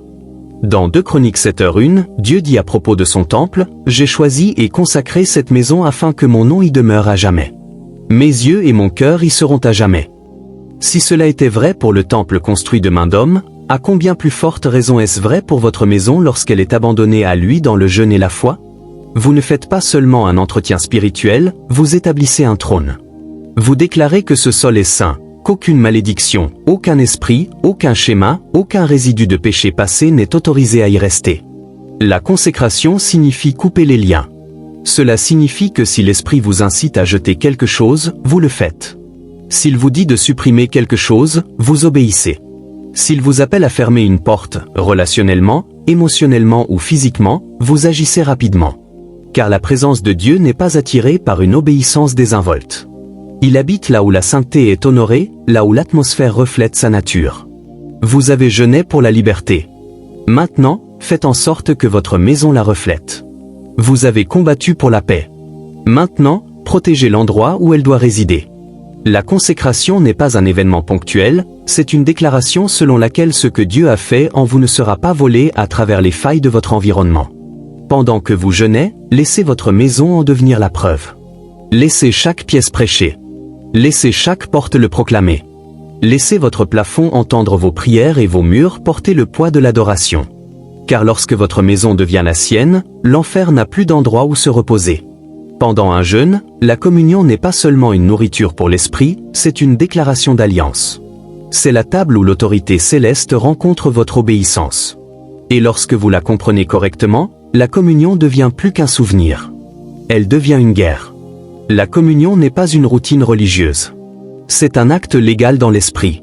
Chaque fois que vous mangez le pain et buvez la coupe pendant un jeûne, vous déclarez que la puissance derrière votre délivrance n'est pas votre propre effort, mais l'œuvre accomplie sur la croix. Vous faites savoir que votre percée ne repose pas sur le temps que vous avez passé sans manger, mais sur le sang qui parle encore depuis le calvaire. Vous dites à l'ennemi, ce jeûne n'est pas seulement une résistance, il est soutenu par le sang de l'agneau. Et tout comme dans Exode 12, lorsque la mort a vu le sang et est passée outre, il en est de même aujourd'hui. Le sang trace toujours la ligne. Lorsque vous jeûnez et prenez la communion, vous activez l'immunité divine. Vous placez votre maison, votre corps, votre lignée sous l'alliance qui ne peut être renversée. Vous coupez les points d'accès démoniaques qui avaient autrefois un fondement légal. Vous dites aux malédictions qui ont suivi votre famille, votre contrat est nul, car la table du Seigneur n'est pas une suggestion, c'est un trône. Et lorsque vous mangez à cette table pendant un jeûne, vous invitez le gouvernement céleste à participer à votre guerre. Beaucoup font un jeûne et oublient de le sceller. Ils travaillent dans la prière, sacrifient leur chair, ennient leur maison, mais ils ne viennent jamais à la table. Par conséquent, quelque chose reste ouvert, quelque chose semble incomplet. Car c'est à la table que l'autorité de votre jeûne est ratifiée. 1 Corinthiens 11h26 dit, « Chaque fois que vous mangez ce pain et buvez cette coupe, vous proclamez la mort du Seigneur jusqu'à ce qu'il vienne. » Le mot « proclamer » signifie annoncer, déclarer publiquement, faire connaître quelque chose haut et fort et officiellement. La communion est votre annonce publique à toutes les puissances des ténèbres que votre corps, votre esprit, votre lignée et votre avenir appartiennent à Christ seul. Il y aura des moments pendant votre jeûne où vous vous sentirez faible, pas seulement physiquement, mais aussi spirituellement. Vous sentirez le poids de la bataille. Vous vous demanderez si cela fonctionne. Vous sentirez la résistance se rapprocher. C'est le moment de retourner à la table, de prendre le pain et de déclarer « Son corps a été brisé afin que le mien puisse être guéri ». De prendre la coupe et de proclamer « Son sang a été versé afin que je n'ai pas à vivre sous le poids d'une malédiction, d'une accusation ou d'un cycle générationnel ». La communion pendant le jeûne n'apporte pas seulement la guérison, elle apporte l'alignement. Elle rappelle à votre âme que la victoire n'est pas quelque chose que vous implorez, c'est quelque chose que vous imposez. L'ennemi déteste la communion parce qu'il se souvient de ce qui s'est passé sur la croix. Il se souvient que son pouvoir a été brisé sous les yeux du ciel et de l'enfer. Lorsque vous jeûnez et prenez la communion, vous renforcez cette défaite. Vous lui rappelez que le sang a déjà parlé et que votre vie a déjà été rachetée. Vous ne suppliez pas, vous n'essayez pas. Vous déclarez et le sang ne supplie pas. Il parle fort. Vous n'avez pas besoin d'une église ou d'une foule pour prendre la communion pendant un jeûne. Faites-le chez vous. Faites-le à votre hôtel. Préparez-le avec révérence, prenez-le avec foi. Examinez votre cœur. Repentez-vous si nécessaire. Adorez avec sincérité. Puis déclarez avec audace que l'alliance est toujours valable, que vous êtes couvert, que votre jeûne a un sceau, que chaque autel de sorcellerie, chaque esprit de retard, chaque cycle d'esclavage n'a aucun droit légal de rester parce que la table a parlé. La communion n'est pas seulement un souvenir, c'est une juridiction. Lorsque vous la prenez pendant un jeûne, vous faites plus que vous souvenir, vous vous rétablissez, vous restaurez, vous réinitialisez et vous dites à toutes les forces qui vous observent que votre guerre n'est pas alimentée par la faim seule, mais par l'alliance éternelle scellée par le sang. Alors venez souvent à la table. Quelle soit votre salle de guerre, quelle soit votre salle d'audience, quel soit votre cri de victoire. Le pain brise le silence, la coupe met fin à l'accusation et, à la table du Seigneur, toute malédiction doit s'incliner. Après être venu à la table, après avoir rompu le pain et levé la coupe, après avoir scellé votre jeûne avec l'autorité de la communion, une question reste souvent silencieusement dans votre cœur. Comment savoir si cela fonctionne? Car dans le monde naturel, les choses peuvent encore sembler inchangées. La guerre peut encore sembler proche. La percée n'est peut-être pas encore visible. Mais le jeûne ne commence jamais dans le visible.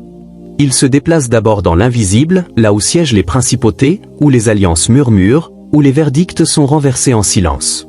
Si vous jugez votre jeûne en fonction de ce que vous ressentez, vous passerez à côté de ce qui est en train de changer. Car certains des signes les plus forts indiquant que votre jeûne fonctionne se manifestent au plus profond de votre esprit bien avant qu'ils n'apparaissent dans votre situation. Le premier signe est l'augmentation de la résistance. Vous pensiez que le jeûne apporterait le calme. Au lieu de cela, la tension a augmenté. Les gens ont commencé à réagir. Les rêves sont devenus intenses. De vieilles émotions ont refait surface. Des blessures cachées que vous pensiez résolues ont recommencé à se manifester. Ce n'est pas un échec, c'est une révélation.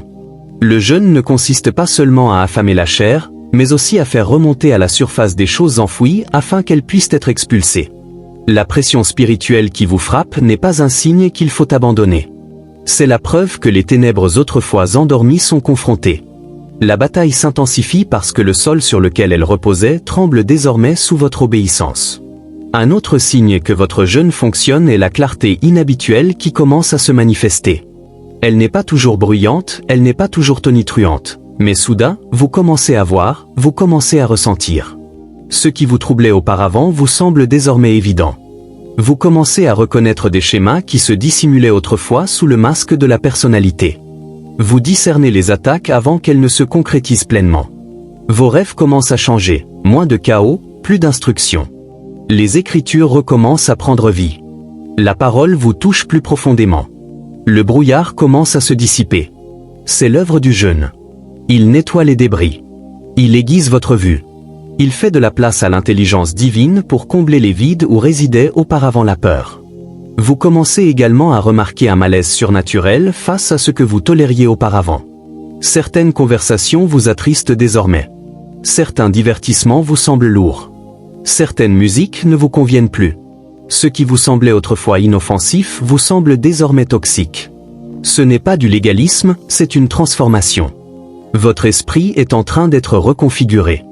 Votre faim est en train d'être recalibrée.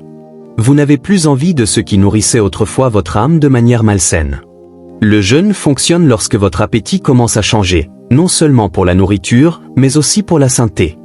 Parfois, le signe le plus clair que votre jeûne fonctionne n'est pas ce qui s'ouvre, mais ce qui se ferme.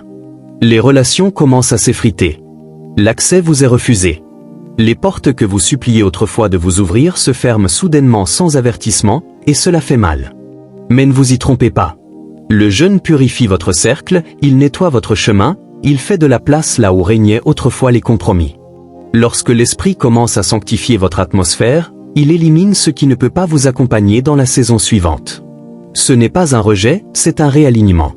C'est Dieu qui répond à des prières que vous aviez oubliées. Seigneur, purifie-moi, prépare-moi, utilise-moi. Vous saurez que votre jeûne fonctionne lorsque votre esprit mènera et que votre chair suivra. Vous vous surprendrez à avoir envie de prier plutôt que de rechercher le confort. Votre esprit commencera à se réveiller avant votre réveil, non pas dans le stress, mais dans l'anticipation. Il y aura un changement dans votre langage, un changement dans votre posture. Vous êtes toujours dans le feu, mais vous ne réagissez plus de la même manière. La paix apparaît là où régnait auparavant la panique. La guerre continue, mais votre perspective a mûri. Vous avez cessé de supplier. Vous avez commencé à décréter. Vous ne vous contentez plus d'espérer. Vous discernez. Vous vous tenez debout. Vous avancez comme quelqu'un qui sait que le ciel soutient chacun de ses pas. Et puis vient le calme, non pas l'absence de conflit, mais le calme intérieur profond qui dit « Il est proche ». La voix du Seigneur commence à s'installer là où le bruit dominait auparavant. Vous le sentez non seulement lorsque vous priez, mais aussi lorsque vous respirez, lorsque vous conduisez, lorsque vous êtes assis en silence. Vous sentez le poids de la gloire reposer légèrement, régulièrement. Cette paix n'est pas le fruit du hasard, c'est une preuve. Le jeûne a ouvert les portes. Vous avez créé un espace pour lui et maintenant il est venu y habiter. Vous ne verrez pas toujours immédiatement les fruits de votre jeûne. Mais si votre chair est en train de mourir, si votre discernement s'affine, si votre appétit change, si votre atmosphère s'éclaircit, si vos rêves vous parlent, alors vous pouvez être sûr que votre jeûne fonctionne. Le monde spirituel a déjà bougé. Des anges ont été envoyés, les forteresses s'affaiblissent, les autels se brisent. Avec le temps, ce qui se passe derrière le voile deviendra visible. Mais d'ici là, marchez selon ce que vous savez dans l'esprit. Restez fidèles, restez en position, car le ciel a déjà commencé à répondre. En sortant de l'espace sacré où Dieu a prolongé votre jeûne, où votre obéissance a dépassé votre confort et où votre abandon s'est approfondi, il y a un dernier acte qui ne peut être négligé, sceller votre délivrance. Trop de gens jeunes connaissent une percée, pour ensuite voir les mêmes esprits revenir quelques semaines plus tard. Ils témoignent avec puissance mais s'effondrent lorsque la vague suivante frappe. Pourquoi? Parce qu'ils ne l'ont pas scellé. Ils ont combattu, ils ont insisté, ils ont obéi, mais ils n'ont pas fortifié les portes. Et dans l'esprit, tout ce qui n'est pas scellé devient vulnérable au retour. Jésus nous a mis en garde dans Matthieu 12, 43-45. Lorsqu'un esprit impur quitte une personne, il traverse des lieux arides cherchant du repos. Et lorsqu'il n'en trouve pas, il dit « Je retournerai dans ma maison d'où je suis venu ». S'il trouve la maison vide, balayée et rangée, il rassemble sept autres esprits plus méchants que lui et l'état final devient pire que le premier. Il ne s'agit pas seulement de possession démoniaque, il s'agit de délivrance non scellée. Vous avez jeûné, oui, vous vous êtes repenti, vous avez prié, vous avez brisé l'autel. Mais si vous ne remplissez pas ce qui a été vidé, l'ennemi essaiera de revenir et avec plus de force. Sceller votre délivrance signifie que vous vivez désormais dans l'autorité que vous avez reconquise de haute lutte. Vous ne retournez pas à vos anciens rythmes. Vous ne vous adonnez pas aux anciennes atmosphères. Vous ne gardez pas d'amis qui parlent le langage de l'esclavage. Vous établissez de nouvelles limites. Vous entretenez votre autel. Vous remplacez ce qui a été chassé par la présence de Dieu. Le jeûne a purifié la pièce, mais maintenant c'est à vous de vous assurer que la pièce reste occupée. C'est ainsi que vous la scellez. Vous nourrissez votre esprit quotidiennement. Vous gardez vos portes. Vous protégez votre paix. Vous remplissez votre maison d'adoration et votre esprit de la parole. Vous parlez souvent en langue. Vous restez en communauté avec d'autres porteurs de feu qui ne se contentent pas d'applaudir votre liberté, mais qui savent intercéder lorsque la prochaine bataille arrive. Sceller votre délivrance signifie également que vous reconnaissez que le jeûne n'était pas la ligne d'arrivée. C'était le début d'une nouvelle norme, un nouveau poids de gloire, un nouveau niveau de responsabilité. Ce que Dieu a brisé en vous pendant le jeûne n'a pas simplement disparu. Il est désormais sous surveillance. L'ennemi testera vos portes. Il vous enverra des situations familières. Il vous chuchotera des mensonges familiers. Mais vous ne paniquez pas, vous restez vigilant. Vous lui rappelez, ce cycle est terminé. Cet autel est détruit. Cet accès est refusé. Et si jamais vous sentez cette pression revenir, vous retournez vers le feu. Vous jeûnez à nouveau, non par peur, mais par discernement. Car désormais, vous ne jeûnez plus seulement pour être libre. Vous jeûnez pour rester fortifié. Le jeûne devient un mode de vie, pas une urgence. Car ce qui a été scellé en cette saison ne sera pas abandonné dans la suivante. Votre délivrance n'est pas temporaire. Elle est établie et elle le reste parce que vous avez appris non seulement à percer, mais aussi à tenir bon. Vous avez traversé le voyage. Vous avez dépassé le bruit de votre chair, les distractions du monde, les murmures de l'ennemi qui vous disaient d'arrêter. Vous avez jeûné, vous avez prié, vous avez pardonné, vous avez purifié votre maison, vous avez prononcé la parole, utilisé l'huile, pris la communion et scellé votre délivrance. Et que vous le ressentiez ou non, quelque chose a changé. Pas seulement autour de vous, mais en vous. Il ne s'agissait pas seulement d'un moment de croissance spirituelle. Il s'agissait de devenir une personne complètement différente. Quelqu'un dont la vie n'est plus régie par des cycles. Quelqu'un dont l'atmosphère n'accueille plus le tourment. Quelqu'un dont les prières ont du poids, non pas parce qu'elles sont bruyantes, mais parce qu'elles sont pures. Ce jeûne ne consistait pas seulement à éliminer des choses. Il s'agissait de révéler des choses. Et maintenant, vous savez, vous avez vu ce qui était caché. Vous avez ressenti la pression derrière les attaques. Vous avez senti les forteresses qui tentaient de se déguiser en personnalité, en traumatisme ou en normes familiales. Et à travers ce processus, le Seigneur a formé vos mains pour la guerre. Vous ne marchez plus dans l'ignorance. Vous avancez désormais avec perspicacité. Vos oreilles sont plus fines. Votre discernement est plus précis. Votre atmosphère est plus propre. Vous n'avez peut-être pas encore vu toutes les percées, mais vous êtes devenu le genre de personne qui ne reviendra jamais à ce que vous étiez avant le jeûne. Et c'est la victoire que l'ennemi craint le plus. Non seulement vous êtes devenu libre, mais vous avez été équipé pour rester libre. Vous portez désormais le feu. Vous savez comment accéder à la salle du trône. Vous avez appris à faire taire le bruit et à vous appuyer sur la présence de Dieu. Votre vie est devenue un autel et votre voix une arme. Votre lignée répondra désormais à une nouvelle autorité ou non pas à cause de votre nom, mais à cause du nom qui gouverne désormais votre atmosphère. Que les démons qui tourmentaient vos rêves tremblent désormais devant votre constance. Que votre jeûne n'était pas une performance, mais une collision divine entre l'abandon et la puissance. Mais avant de clore ce chapitre, il reste une dernière étape. Une étape qui ne demande pas d'effort, mais une attitude. Vous avez jeûné. Il est maintenant temps de prier. Non pas parce que c'est la suite logique, mais parce que c'est ainsi que tout ce qui a été accompli dans le domaine spirituel est scellé dans le domaine naturel. Cette prière n'est pas une supplication, c'est une déclaration. Il s'agit de remettre chaque détail du processus, chaque larme, chaque heure de faim, chaque lutte cachée, chaque moment décisif à celui qui en est l'auteur. Il s'agit de placer les résultats entre ses mains en ayant confiance que le travail qu'il a commencé par ce jeûne, il le mènera à bien. Alors, arrêtez ce que vous faites. Respirez, calmez votre cœur et que cette prière soit le sceau sur votre autel. Dites-la à haute voix, murmurez-la, gémissez-la si vous le devez, mais laissez-la venir du fond du cœur. Père, au nom de Jésus-Christ, je me présente devant toi avec révérence et gratitude. Tu es le Dieu qui voit dans le secret et récompense ouvertement. Tu es celui qui m'a soutenu tout au long de ce jeûne. Tu m'as fortifié dans mes moments de faiblesse. Tu m'as parlé dans le silence et tu as mis en lumière ce qui devait être brisé. Je te remercie pour chaque moment de pression, chaque moment de clarté, chaque changement dans mon esprit. Je te remercie pour ce dont tu m'as délivré et plus encore pour ce vers quoi tu me délivres. Seigneur, je reconnais que ce jeûne n'avait pas pour but de gagner quoi que ce soit. Il s'agissait de se soumettre, de s'aligner, de me placer entièrement sous ton autorité.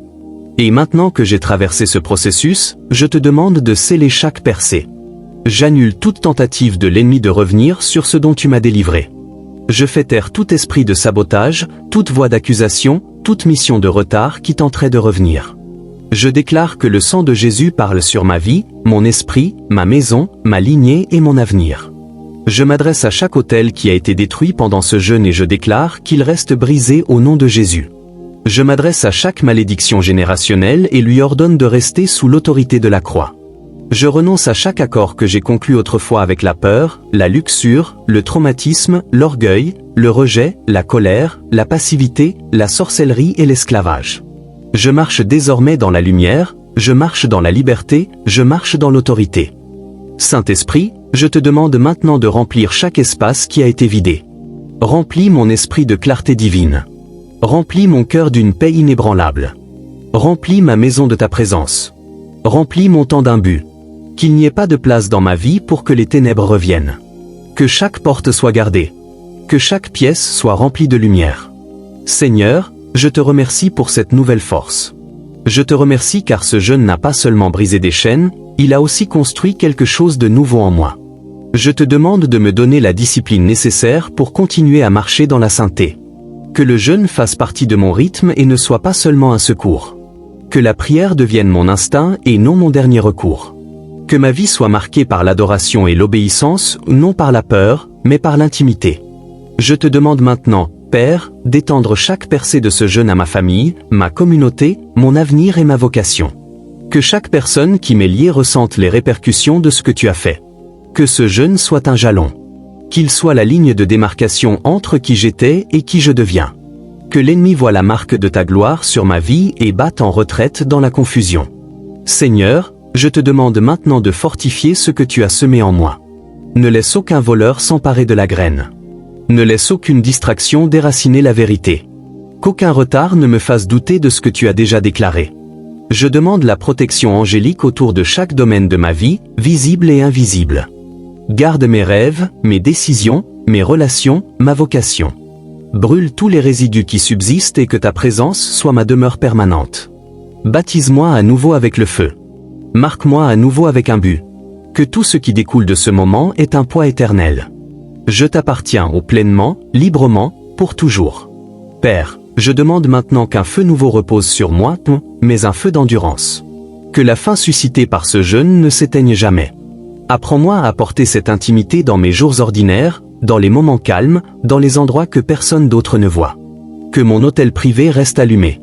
Que mon discernement s'affine. Que mes paroles portent le poids de quelqu'un qui a été avec toi. Et là où il reste des traces d'anciennes habitudes, je te demande de les consumer entièrement. Ne laisse subsister aucun fragment de ténèbres. Je t'invite dans chaque recoin de mon âme. Transforme ce qui a encore besoin d'être guéri. Restaure ce qui semble encore faible. Et utilise ce jeûne non seulement comme un moment de délivrance, mais comme le début d'un héritage. Que les générations qui me succéderont puissent manger du fruit de ce que tu as accompli ces derniers jours. Je m'abandonne à nouveau. Je te fais à nouveau confiance. Je dis à nouveau oui. Et enfin je soumets tous les résultats à toi. Quoique je n'ai pas encore vu, je crois que tu continues d'œuvrer. Quoique je n'ai pas encore vu se manifester, je sais que tu continues d'arranger les choses. Mon calendrier s'incline devant le tien. Mes attentes s'abandonnent à ta volonté. Et en toute chose, je dis que ton règne vienne, que ta volonté soit faite en moi, à travers moi, pour ta seule gloire. Je scelle ce jeûne au nom de Jésus-Christ. Je le scelle par son sang. Je le scelle par sa parole. Je le scelle par la foi et je déclare, c'est accompli. Amen. Nous vous sommes très reconnaissants d'avoir regardé. Si Dieu vous a parlé à travers ce message, tapez « Amen » dans les commentaires en guise de témoignage. Pour continuer à entendre la parole de Dieu, cliquez à gauche et abonnez-vous pour rester connecté. Que sa grâce soit toujours avec vous.